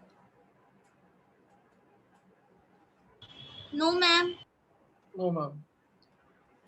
तो फिर CH3 C double bond O CH3 CH3 C double bond O CH2 CH3, इनमें मैकेनिज्म्स बना के देखना, एसिडिक और बेसिक मीडियम पे बना के देख लेना ज़रूर, डाउट हो तो पूछना, क्योंकि नेक्स्ट जो हम पढ़ेंगे अपना पूरा रिएक्शन मैकेनिज्म ही पढ़ने वाले हैं, बहुत मैकेनिज्म्स आएंगे उसमें, ठीक है। बना के देख लेना इनका, एसिडिक मीडियम में और बेसिक मीडियम में, दोनों में। मैं नेक्स्ट आती हूँ स्टेबिलिटी ऑफ फिनॉल पे टॉपिक, या फिर परसेंटेज कंटेंट ऑफ फिनॉल। मतलब हमारे पास मॉलिक्यूल्स हैं ऐसे जो कीटो फॉर्म में भी एग्जिस्ट करेंगे, इनॉल में भी, लेकिन हमें पता कैसे चलेगा क्या कौन सा मेजर अमाउंट में होगा, कौन सा माइनर अमाउंट पे होगा, क्या कीटो वाली फॉर्म ज़्यादा मेजर अमाउंट पे होगी, इनॉल वाली फॉर्म ज़्यादा मेजर अमाउंट में होगी, तो उसका हम कुछ आइडिया लेने के लिए टॉपिक पढ़ रहे हैं, ठीक है। कभी कुछ इस पे क्वेश्चन आए तो परसेंटेज कंटेंट ऑफ इनॉल, तो इनॉल की स्टेबिलिटी अगर ज़्यादा होगी तो इनॉल की परसेंटेज भी ज़्यादा होगी जो बन रहा होगा, और अगर इनॉल की स्टेबिलिटी कम होगी तो उसकी परसेंटेज भी कम होगी। तो इस बेसिस पे हम कुछ चीज़ें देखेंगे। तो लेट्स सी, तो जो हमारा सिंपल एसीटोन होता है CH3 C double bond O CH3 CH3 COH CH2, ठीक है। तो ये क्या होता है, अप्रॉक्सीमेटली 100% ही होता है, और इसकी वैल्यू बहुत ज़्यादा कम होती है, 10⁻⁴% के अराउंड, 10⁻⁴ वो भी परसेंट में। तो ये बहुत कम अमाउंट पे है, ये बहुत ज़्यादा अमाउंट में है, ये हमारा ज़्यादा स्टेबल है कीटो फॉर्म, और ये हमारी बहुत ही कम स्टेबल है इनॉल फॉर्म, तो ये जो होगा बहुत ही कम अमाउंट पे होगा, ठीक है। तो इसमें तो सिंपली हमने देख लिया, इसका रीज़न क्या हो सकता है। अब इसका रीज़न देखोगे, इसमें क्या है, कितने तरीके के बॉन्ड है, C double bond O C bond C और CH बॉन्ड है। इसमें कितने तरीके के बॉन्ड है? C double bond C single bond O और नॉर्मली CH बॉन्ड, ठीक है, और एक OH बॉन्ड भी मान लो। लेकिन इसमें जो फैक्टर है जो जिस वजह से इसको स्टेबिलिटी मिलती है, हम इसमें क्या देखते हैं? बॉन्ड एनर्जी देखते हैं। हमें इस चीज़ में ज़्यादा डिटेल में नहीं जाना, लेकिन बस हमें बस ये पता है क्या, यहाँ की C double bond O bond है, ये क्या है? बहुत स्ट्रॉन्ग बॉन्ड होता है। तो स्ट्रॉन्ग बॉन्ड को तोड़ने के लिए हमें ज़्यादा एनर्जी देनी पड़ेगी या कम एनर्जी देनी पड़ेगी? ज़्यादा। ज़्यादा एनर्जी। देगी। तो इस वजह से ये खुद अपने आप में स्टेबल है, ये इसमें कन्वर्ट नहीं होना चाहता, क्योंकि यहाँ से यहाँ कन्वर्जन में क्या हो रहा है? C double bond O bond टूट रहा है इस वजह से, ठीक है। तो इस वजह से यहाँ पे कन्वर्ट नहीं होता, यहाँ पे इसको जाने के लिए एनर्जी की रिक्वायरमेंट बहुत चाहिए। तो ये वाली फॉर्म ज़्यादा स्टेबल है और ये सबसे ज़्यादा एग्जिस्ट करेगी, ठीक है। और यहाँ पे ऐसा कोई एक्सटर्नल फैक्टर भी नहीं लग रहा जो उसको एडिशनल स्टेबिलिटी दे रहा हो। यहाँ पे नॉर्मल बस ये इनॉल फॉर्म बन के रह गया है और कोई एडिशनल स्टेबिलिटी का फैक्टर नहीं है जो इनॉल कंटेंट को अमाउंट बढ़ा सके, ठीक है। यहाँ पे क्या है? C डबल बॉन्ड O है जो कि काफ़ी स्ट्रॉन्ग बॉन्ड है, इस वजह से ये वाला कीटोन फॉर्म में रहना चाहेगा, इस वाली फॉर्म में नहीं जाना चाहेगा, क्योंकि इस वाली फॉर्म में जाने के लिए इसको C डबल बॉन्ड O तोड़ना पड़ेगा जो कि इसके लिए बहुत ज़्यादा एनर्जी कंज्यूमिंग है, तो ये नहीं जाना चाहेगा, ठीक है। आगे देखते हैं चीज़ें, कुछ एग्जाम्पल्स। और एक चीज़ इसमें लिख लो, the molecules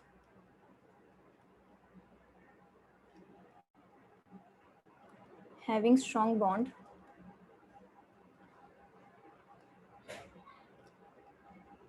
will have thermodynamic stability.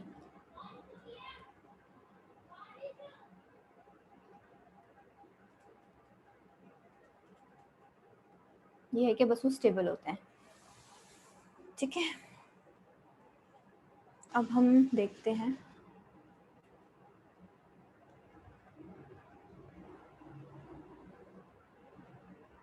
तो अगर इसकी बात करें तो ये कितना होता है? अप्रॉक्सीमेटली 1.2% बनता है। अब अगर मैं इससे कंपेयर करूं, यहाँ पे कितना है? 10⁻⁴% और यहाँ पे क्या है? 1/2%। तो थोड़ा क्या है? थोड़ी अमाउंट बढ़ गई उसके कंपैरिजन में। यहाँ पे क्या होता है? अब देखो ये मॉलिक्यूल साइक्लिक है, ठीक है, तो ये पीछे को बंधा हुआ है, तो जैसे बॉन्ड रोटेशन हो रही होगी, CO बॉन्ड रोटेशन। अगर मैं CO बॉन्ड रोटेशन की बात करूँ, यहाँ पे क्या है? फ्री है, CO बॉन्ड रोटेशन फ्री है, यहाँ पे लेस स्टेरिक हिंड्रेंस है फॉर बॉन्ड रोटेशन। तो ये थोड़ा सा इसको क्या स्टेबिलिटी प्रोवाइड कर देता है, लेकिन बहुत थोड़ी सी, इसलिए इसके अमाउंट कुछ ज़्यादा नहीं बढ़ती, क्योंकि ऐसा कोई मेजर फैक्टर नहीं है ये, ठीक है। अगर मैं अगर मैं कुछ ऐसा बना दूँ OH, अब इस वाले OH को CO को मतलब बॉन्ड को रोटेट करने के लिए ये जो मॉलिक्यूल्स है थोड़ी सी हो सकता है हिंड्रेंस दे रहे होंगे, इस वजह से जो एलिफैटिक वाले जो नॉर्मल चेन में होंगे इनॉल, उनकी परसेंटेज कम होगी एज कम्पेयर टू जब मैंने साइक्लिक वाला स्ट्रक्चर बनाया है। इस केस में थोड़ी सी अमाउंट ज़्यादा हो गई है इसमें। अगर मान लो ऐसा कंपेरिजन आए ऐसी ओपन चेन का और ऐसी क्लोज चेन का, तो उसमें ज़्यादा इनॉल कंटेंट किस में होगा? ऐसी जो क्लोज चेन्स होंगी उनमें, ना कि इन वाले में, ठीक है। तो हम कुछ एग्जाम्पल और देखते हैं डाइकार्बोनिल कंपाउंड्स में।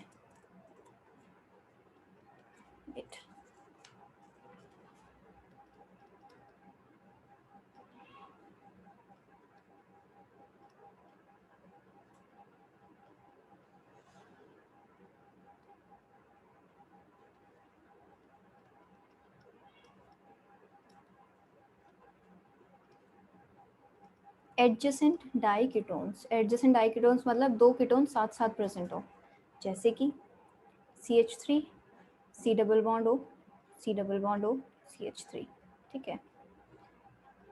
इसमें क्या करूँ? ये मतलब ये रोटेशन अराउंड ये कुछ ऐसे एग्जिस्ट करेगा मॉलिक्यूल ऐसे, और अब इसकी मैं इनॉल परसेंटेज बनाऊँ तो मॉलिक्यूल होगा कुछ ऐसा OH। इसमें ये भी क्या होता है? अराउंड 100% होता है, और ये क्या होता है? 0%। तो एडजेसेंट डाइकीटोन्स की अगर मैं बात करूँ, एडजेसेंट डाइकीटोन्स जिसमें C डबल बॉन्ड साथ में हो, देखो ये ना, ये जो है ये इस फॉर्म में यहाँ पे रोटेशन हुई है, रोटेशन अराउंड CC बॉन्ड। ये रोटेशन क्यों हुई है? ये मॉलिक्यूल एक्चुअली में इस फॉर्म में एग्जिस्ट करेगा, ना कि इस फॉर्म में। क्यों? क्योंकि यहाँ पे जो लोन पेयर्स है ये क्या कर रहे होंगे? आपस में रिपल्शन होगी, यहाँ पे लोन पेयर रिपल्शन। तो ऐसे स्ट्रेट तो एग्जिस्ट कर ही नहीं सकता, जिगजैग फॉर्म में एग्जिस्ट करेगा, ऐसे करेगा, और ऐसे फॉर्म में काफ़ी स्टेबल होते हैं।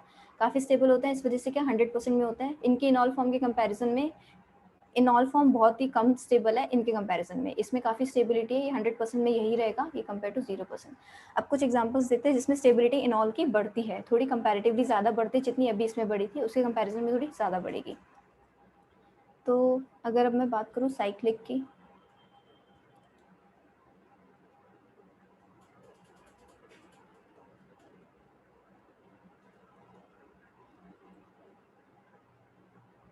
इसमें मैंने एक OH बना दिया और एक डबल बॉन्ड O, ठीक है। तो अब इस देखोगे इस O में और इस H में क्या है, H बॉन्डिंग हो रही है। और यहाँ पे क्या ड्रॉबैक है, इसके लोन पेयर है और इसके लोन पेयर है, इनमें क्या हो रही है आपस में, लोन पेयर रिपल्शन। और ये तो अपनी कॉन्फ़िगरेशन में बदल भी नहीं सकता, क्यों, क्योंकि ये साइक्लिक है, ये फिक्स्ड है। यहाँ पे तो ये साइक्लिक नहीं था, यहाँ पे भी रिपल्शन थी, लेकिन यहाँ पे साइक्लिक नहीं है, फ्री टू मूव है। यहाँ पे रोटेशन कर ली इसने CC बॉन्ड के अराउंड और ये ऐसा बन गया और अब उसने काफ़ी स्टेबिलिटी अचीव कर ली। तो इनॉल के कंपैरिजन में कीटो फॉर्म भी ज़्यादा बनने वाली है। लेकिन अगर मैं यहाँ की बात करूँ, यहाँ पे क्या है, ये फिक्स्ड है, यहाँ पे लोन पे रिपल्शन है और यहाँ पे रोटेशन भी पॉसिबल नहीं है क्योंकि ये साइक्लिक स्ट्रक्चर है, नो रोटेशन पॉसिबल। और इनॉल फॉर्म में देखिए तो एडिशनल फैक्टर क्या है स्टेबिलाईजेशन का, H बॉन्डिंग से ये फॉर्म ज़्यादा और ज़्यादा स्टेबल हो रही है, तो इसका अमाउंट अच्छा खासा बन जाता है। यहाँ पे इसका अमाउंट क्या होता है 100% होता है और ये ऑलमोस्ट क्या होता है 0% होता है, ठीक है। नेक्स्ट देखते हैं B, alternate डाइकेटोन्स।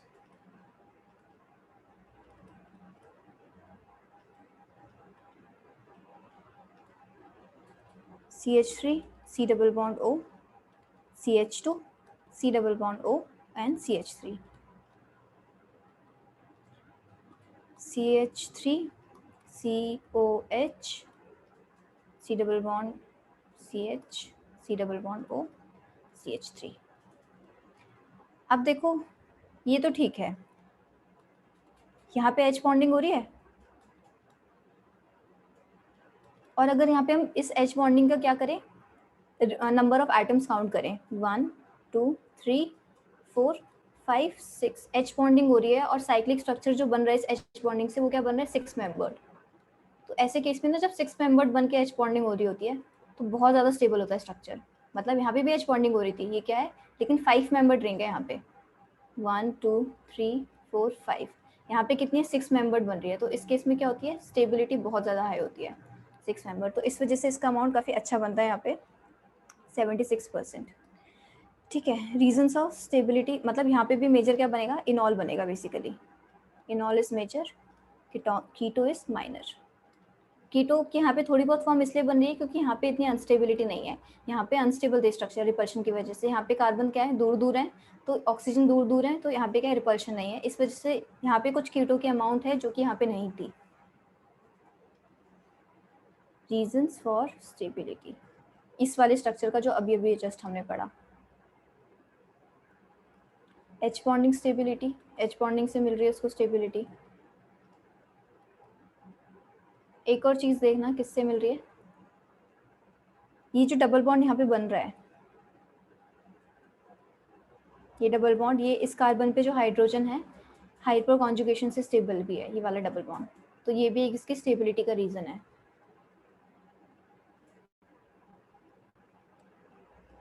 H bonding stability, large size conjugation,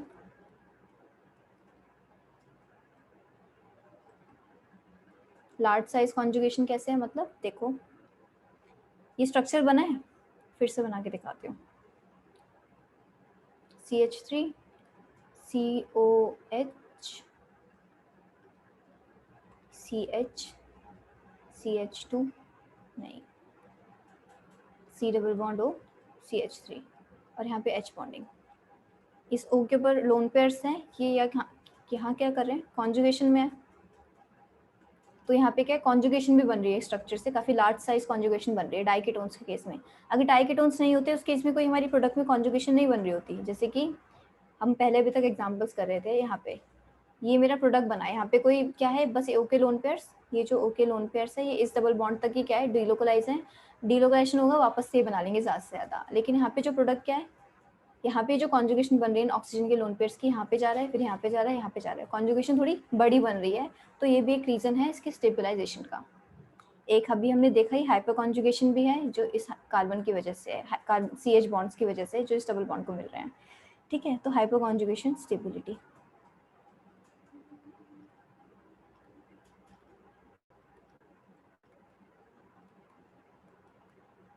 three alpha hydrogens की वजह से।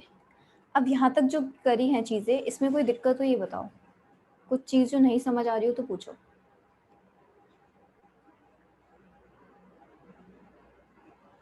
कुछ भी वेग सा लग रहा हो, अब्रप्ट लग रहा हो। मैम हाँ मैम जो कॉन्जुगेशन है मैम, ये अल्टरनेट में है, ये तो है मैम जो उससे पहले किया था हमने एडजस्टमेंट डाइकेटोन्स वाला, इसमें हाँ। नहीं।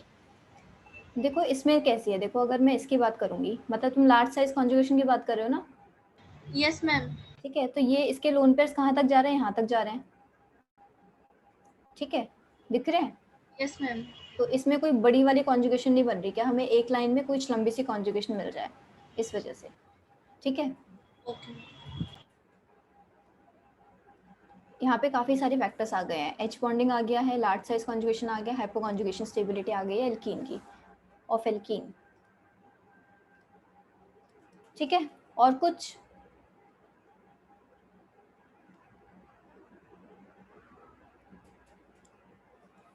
तो मैं आगे चलती हूँ। एक चीज देखोगे, इफ एक्टिव, अच्छा लास्ट टाइम हमने पढ़ा था एक्टिव मिथिलीन कंपाउंड्स, तो ये जो ग्रुप है CH2 C double bond O CH3, ये एक्टिव मिथिलीन कंपाउंड है या नहीं बताओ? मैम है क्योंकि ये है मिथिलीन और इसके दोनों साइड पे क्या है, -M ग्रुप लगे हुए हैं, तो यही कंडीशन थी एक्टिव मिथिलीन के लिए, क्या मिथिलीन हो, CH2 बॉन्ड हो, जो कि जिसके दोनों साइड पे क्या हो, -M लगा हो, तो उसको हम एक्टिव मिथिलीन कंपाउंड बोलेंगे, ठीक है। तो हमने यही वाला एग्जांपल पढ़ा अभी, उसी की इनॉल फॉर्म है ये जो है, देखोगे तो ये जो फॉर्म है ये एक्टिव मिथिलीन कंपाउंड ही है, ठीक है। तो क्या है, इफ एक्टिविटी ऑफ AMG मतलब एक्टिव मिथिलीन कंपाउंड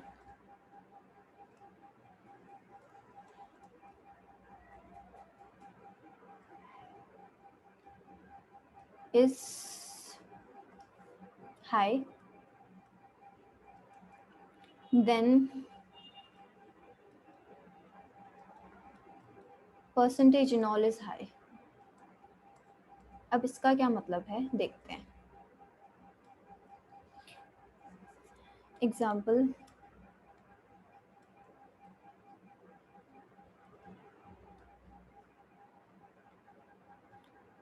इसका अगर मैंने इनॉल फॉर्म बनाई तो वो कुछ बनी ऐसी, CH C double bond O H 84%, CH3 C double bond O CH2 C double bond O CH3,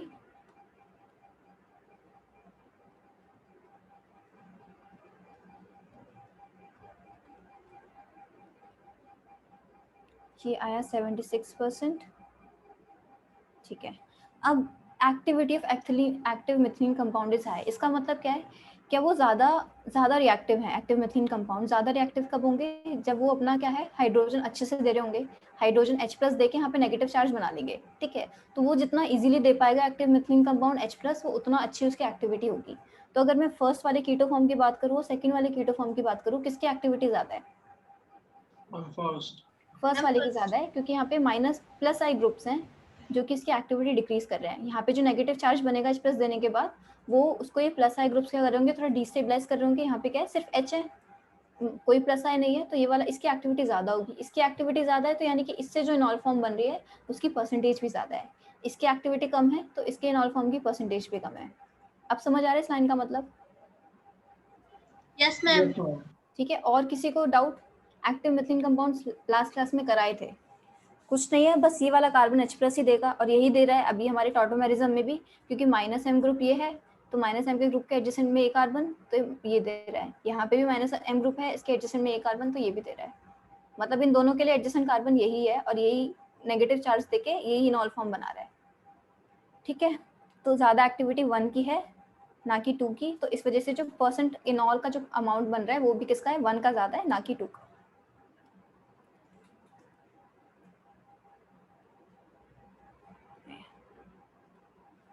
इसी में थर्ड एग्जांपल एक बार देख लेते हैं। CH3 C double bond O CH2 C double bond O OET।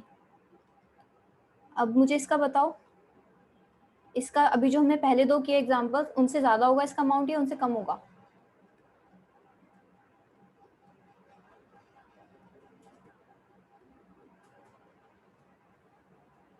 ये दो करे हमने 1 2 की कीटो फॉर्म और ये थर्ड की कीटो फॉर्म, तो किसकी एक्टिविटी ज़्यादा है 1 2 3 में से?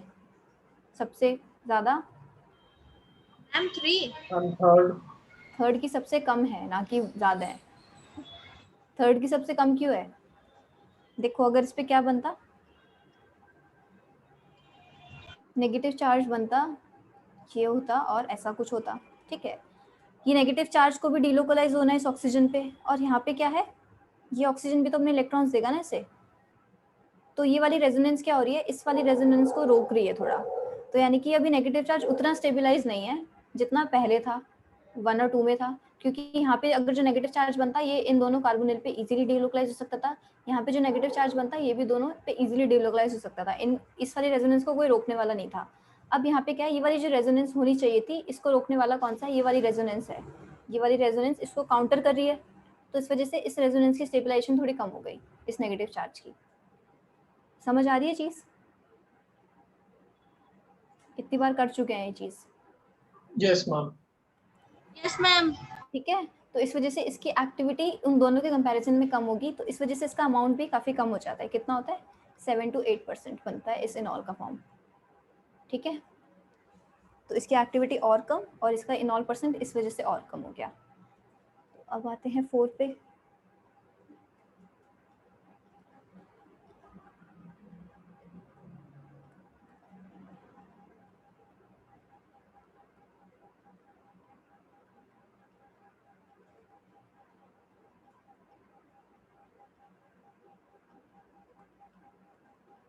अब देखो इसमें एक्टिविटी हम देखेंगे, अगर एक्टिव मिथिलीन की तो वो तो कम होगी, ठीक है, लेकिन इसका परसेंट इनॉल जो बनता है ना वो थोड़ा अच्छा खासा बन जाता है। कैसे? 96% बन जाता है।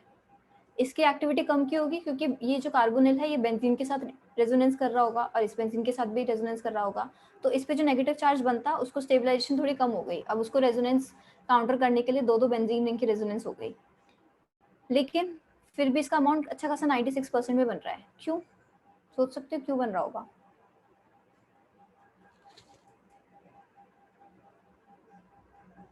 ऐसा क्या है इस स्ट्रक्चर में? मैम हाइड्रोजन बॉन्डिंग भी है। नहीं, हाइड्रोजन बॉन्डिंग तो बेसिकली सब में ही है, जितना भी अभी तक हमने पढ़ा इसमें भी थी हाइड्रोजन बॉन्डिंग, फिर भी इसका अमाउंट कम हो गया एक्टिव मिथिलीन के उससे। मैम रेजोनेंस है, हाँ रेजोनेंस है। कैसी वाली रेजोनेंस है? Pi sigma pi. Pi sigma pi तो है, देखो वो रेजोनेंस तो मुझे यहाँ पे भी दिख रही है, अगर तुम इसकी बात कर रहे होगे यहाँ तक। बेंजीन के साथ। हाँ बेंजीन के साथ रेजोनेंस है। ये देखो ये जो डबल बॉन्ड है ये जो पूरा क्या है, बेंजीन के साथ क्या है, डीलोकलाइज्ड है। ठीक है, तो यहाँ पे बेसिकली एक्सटेंडेड कॉन्जुगेशन हम कह सकते हैं, जो कि लार्ज साइज कॉन्जुगेशन जिसे हम कह रहे थे वही है एक्सटेंडेड कॉन्जुगेशन के। कॉन्जुगेशन का काफी ज्यादा अमाउंट बढ़ गया है। ये डबल बॉन्ड इस बेंजीन के साथ कॉन्जुगेशन में है या नहीं है? Double bond, single bond, pi bond. समझ आ रही है चीज? Yes ma'am. Yes ma'am. ठीक है, तो पूरी बेंजीन पे इसी तरीके से डीलोकलाइज हो रहा होगा ये बेंजीन रिंग, और ये डबल बॉन्ड भी है साथ में। ठीक है, मतलब ये बॉन्ड ऐसे शिफ्ट होगा, ये बॉन्ड ऐसे शिफ्ट होगा, ये बॉन्ड ऐसे शिफ्ट होगा, और फिर आगे के बॉन्ड्स, मतलब सारे स्टेप्स में ऐसे ही होने वाला है। तो रेजोनेंस कितनी बड़ी हो गई, एक्सटेंडेड कॉन्जुगेशन हो गई। एक्सटेंड मतलब बढ़ गई। ठीक है, तो इस वजह से इसका अमाउंट क्या है, 96% बन रहा है। चलो, तो एक फैक्टर हमें एक नया पता चला कि कैसे बढ़ सकते हैं इनॉल की। तो अब एक और नया फैक्टर देखते हैं कि कैसे बढ़ सकता है नए एग्जाम्पल में। बढ़ सकता है नहीं, कम कैसे हो सकता है इनॉल का। CH CH3 C double bond O CH3। देखो अगर ये इनॉल फॉर्म में जाएगा तो COH double bond CH3 C double bond O CH3। ठीक है, तो ये कुछ एग्जिस्ट कैसे कर रहा होगा, ये एग्जिस्ट कर रहा होगा CH3 COH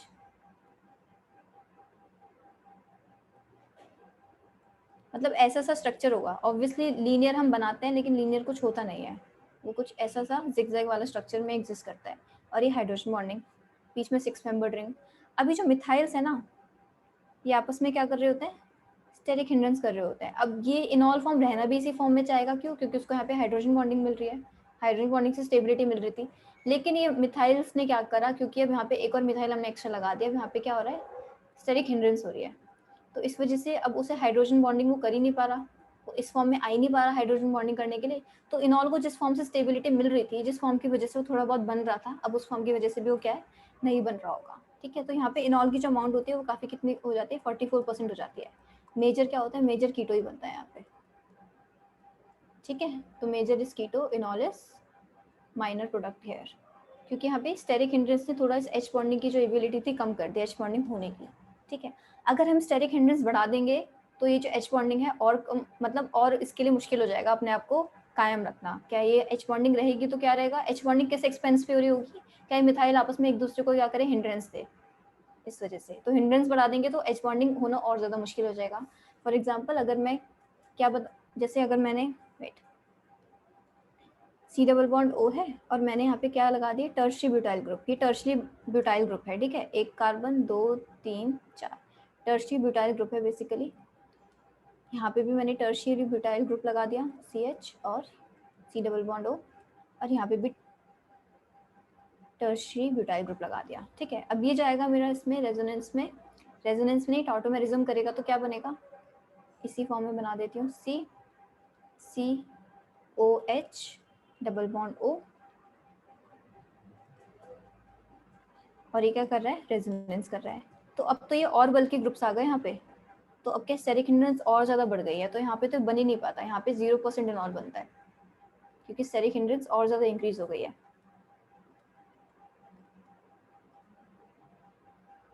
ठीक है,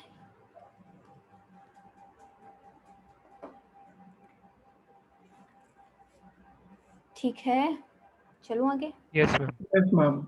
यस मैम। चलो अब मुझे एक चीज़ बताना, ये है, इसमें बताओ इनॉल बनेगा नहीं बनेगा। अगर इनॉल बनेगा तो इसके लिए एडजेसेंट कार्बन ये है, यहाँ से बनता, और कैसा प्रोडक्ट बनता, ऐसा। अब मुझे बताओ ये इनॉल की कितनी परसेंटेज होगी, 0। 0% होगा, क्योंकि क्या है ये, एंटी एरोमेटिक। एंटी एरोमेटिक है। काफ़ी बार देख चुके हैं अब तो ये हम, तो देखते पहचान में आ जाना चाहिए कि एंटी एरोमेटिक है। तो यहाँ पे क्या इनॉल का 0% बनेगा, कीटो हमारा क्या होगा, मेजर होगा। ठीक है, नेक्स्ट देखते हैं H, यहाँ पे क्या होगा, बनेगा नहीं बनेगा बताओ। ये इनोलाइजेबल H है हमारा, यस मैम। -M के साइड में, O negative, double bond O, double bond O, क्या लगता है बनेगा? Yes ma'am. जब भी ऐसी, हाँ, क्योंकि क्या बन रहा है, ये एरोमेटिक है। जब भी ऐसे C डबल बॉन्ड O तोड़ के एरोमेटिक रिंग्स बन रही होती है ना, तो हम ऐसे तोड़ के दिखा देते हैं उन्हें। ठीक है, ये किसके जैसा दिख रहा है, कुछ ऐसा दिख रहा है, हमने ऐसा कंपाउंड पढ़ा था एरोमेटिक जब हम पढ़ रहे थे कुछ। Yes ma'am. ठीक है, 2 पाई इलेक्ट्रॉन्स है जो कि कॉन्टिन्यूसली डिलोकलाइज्ड है, तो ये क्या है, एरोमेटिक बनता है, काफ़ी स्टेबल बनता है। तो यहाँ पे इनॉल की जो परसेंटेज है वो क्या होगी, ऑलमोस्ट 100% होगी। मेजर हमारा क्या होगा, इनॉल होगा, ना कि कीटो।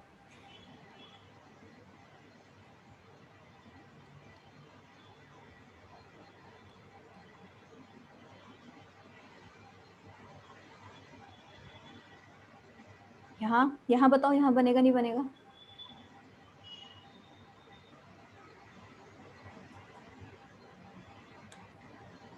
बताओ भाई, बताओ जल्दी से। Yes ma'am. बनेगा? मैम नहीं बनेगा। तो यस क्यों बोल रहे हो, नहीं बनेगा। ठीक है, एंटी एरोमेटिक, एंटी एरोमेटिक है नहीं, दिख रही है इसकी anti aromaticity, anti aromatic ring एक आ गई है इसके अंदर, ये वाली रिंग। तो इस वजह से जो है अनस्टेबल हो गया है, ठीक है। तो इस वजह से 0% एनॉल। वो बोलेगा मैं ऐसे ही ठीक हूँ, ऐसे ही रहेगा, ऐसे नहीं बनेगा जिसमें उसे एंटी एरोमेटिसिटी, एक एंटी एरोमेटिक रिंग मिल रही हो, ठीक है। चलो मैम हाँ बोलो। तो मैम ये इनॉल वाले रिएक्शंस देगा सारे, जैसे मैम जो टेस्ट वगैरह होते हैं। इनॉल वाली रिएक्शंस देंगे।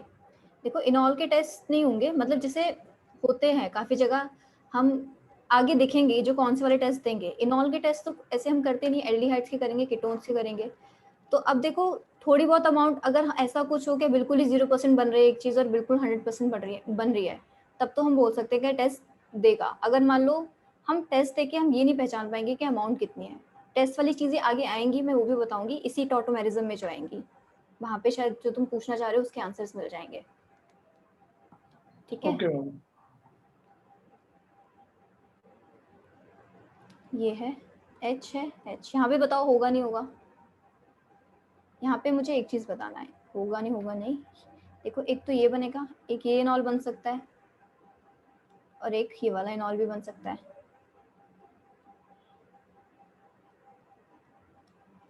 तो कौन सा वाला इनॉल यहाँ पे बनेगा, मेजर और माइनर बताना चाहूँ मैं दो इनॉल्स में, तो कौन सा वाला मेजर होगा अगर ये 1 है और ये 2 है? तो फर्स्ट। फर्स्ट मेजर है ना कि सेकंड, रीजन भी बताओ। सेकंड वाले में 5 बॉन्ड बन रहे हैं। पाई पाई बॉन्ड तो इसमें भी बन रहा है। 5 बॉन्ड बन रहे हैं डबल बॉन्ड से। 5 बॉन्ड, 5 बोल रहे हो?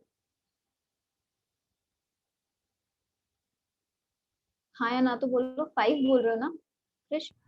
मैम जिसमें जो 3 कार्बन वाली जो रिंग है ना हाँ मैम, जब ये वाला डीलोकलाइज्ड होगा तो मैम वो एंटी एरोमेटिक नहीं बन जाएगी? नहीं बनेगी एंटीएरोमेटिक। मैम 2 पाई इलेक्ट्रॉन्स आ जाएंगे उसमें।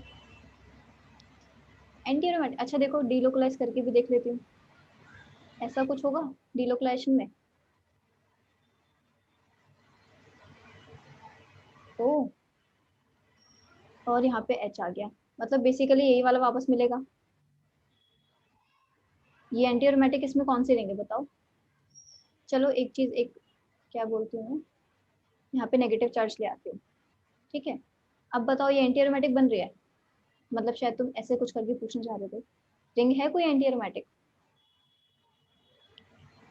मैम वो नेगेटिव चार्ज तो उसके साथ डीलोकलाइजेशन में है ना? किसके साथ है डीलोकलाइजेशन में? मैम वो 3 जो ऐसे करके बना हुआ है ट्रायंगल। डीलोकलाइजेशन होने के लिए मतलब कहाँ पे जाएगा ये? मुझे तो बस कार्बोनिल पे दिख रहा है, इसमें कहाँ, तो इसमें तो कहीं नहीं दिख रहा मुझे। कोई डबल बॉन्ड है इसके अंदर? मैम ये sp3 हाइब्रिडाइज्ड है तो फिर इसमें नेगेटिव चार्ज कम स्टेबल रहेगा। नहीं, देखो मंतसा जो तुम पूछ रहे हो वो ये वाला एग्जांपल शायद कनेक्ट करके पूछ रहे हो कि यहाँ पे 4 पाई इलेक्ट्रॉन्स है, ये है एंटी एरोमेटिक रिंग, लेकिन यहाँ पे नेगेटिव चार्ज तो आ रहा है, लेकिन यहाँ पे कोई डबल बॉन्ड थोड़ी है अंदर। अगर मान लो मैं यहाँ पे डबल बॉन्ड बना दूँ, अब ये रिंग एंटी एरोमेटिक हो गई, क्योंकि अभी नेगेटिव चार्ज यहाँ पे डीलोकलाइजेशन में जा रहा है, अब जा रहा है, बिना डबल बॉन्ड के कहाँ जा रहा था? Okay ma'am. ठीक है। हाँ तो इसका रीजन क्या है? इसका रीजन एक वही रिंग स्ट्रेन वाला रीजन अगर पता हो। यहाँ पे क्या है, कार्बन टेट्राहेड्रल है सारे, sp3 है, कितना एंगल होता है 10, और ट्राइंगल में एंगल कितना होता है 60 डिग्री के अराउंड, अगर इक्विलेटरल ट्राइंगल की बात करें। sp2 हो गया, यहाँ पे कितना हो गया 120 और 60 है, तो हमने डिफरेंस निकाल के बोला था एंगल स्ट्रेन किसमें ज्यादा है, इसमें एंगल स्ट्रेन ज्यादा था, है ना। जब कार्बन sp2 है तो एंगल स्ट्रेन ज्यादा था as compare to carbon sp3 है, मतलब इस 3 मेंबर रिंग के अंदर। तो यहाँ पे क्या हो रहा है, इस केस में क्या हो रहा है, एंगल स्ट्रेन इंक्रीजेस, तो इस वजह से क्या होता है, माइनर अमाउंट भी बनता है। ये चीज हमने पढ़ी भी है पहले, ये माइनर है और ये मेजर है, ठीक है। Yes ma'am. Yes ma'am. Okay yes आगे मैम। हम नेक्स्ट क्लास में कंटिन्यू करेंगे, ठीक है। किसी को कुछ डाउट हो तो पूछ लो, नहीं तो you can leave this class.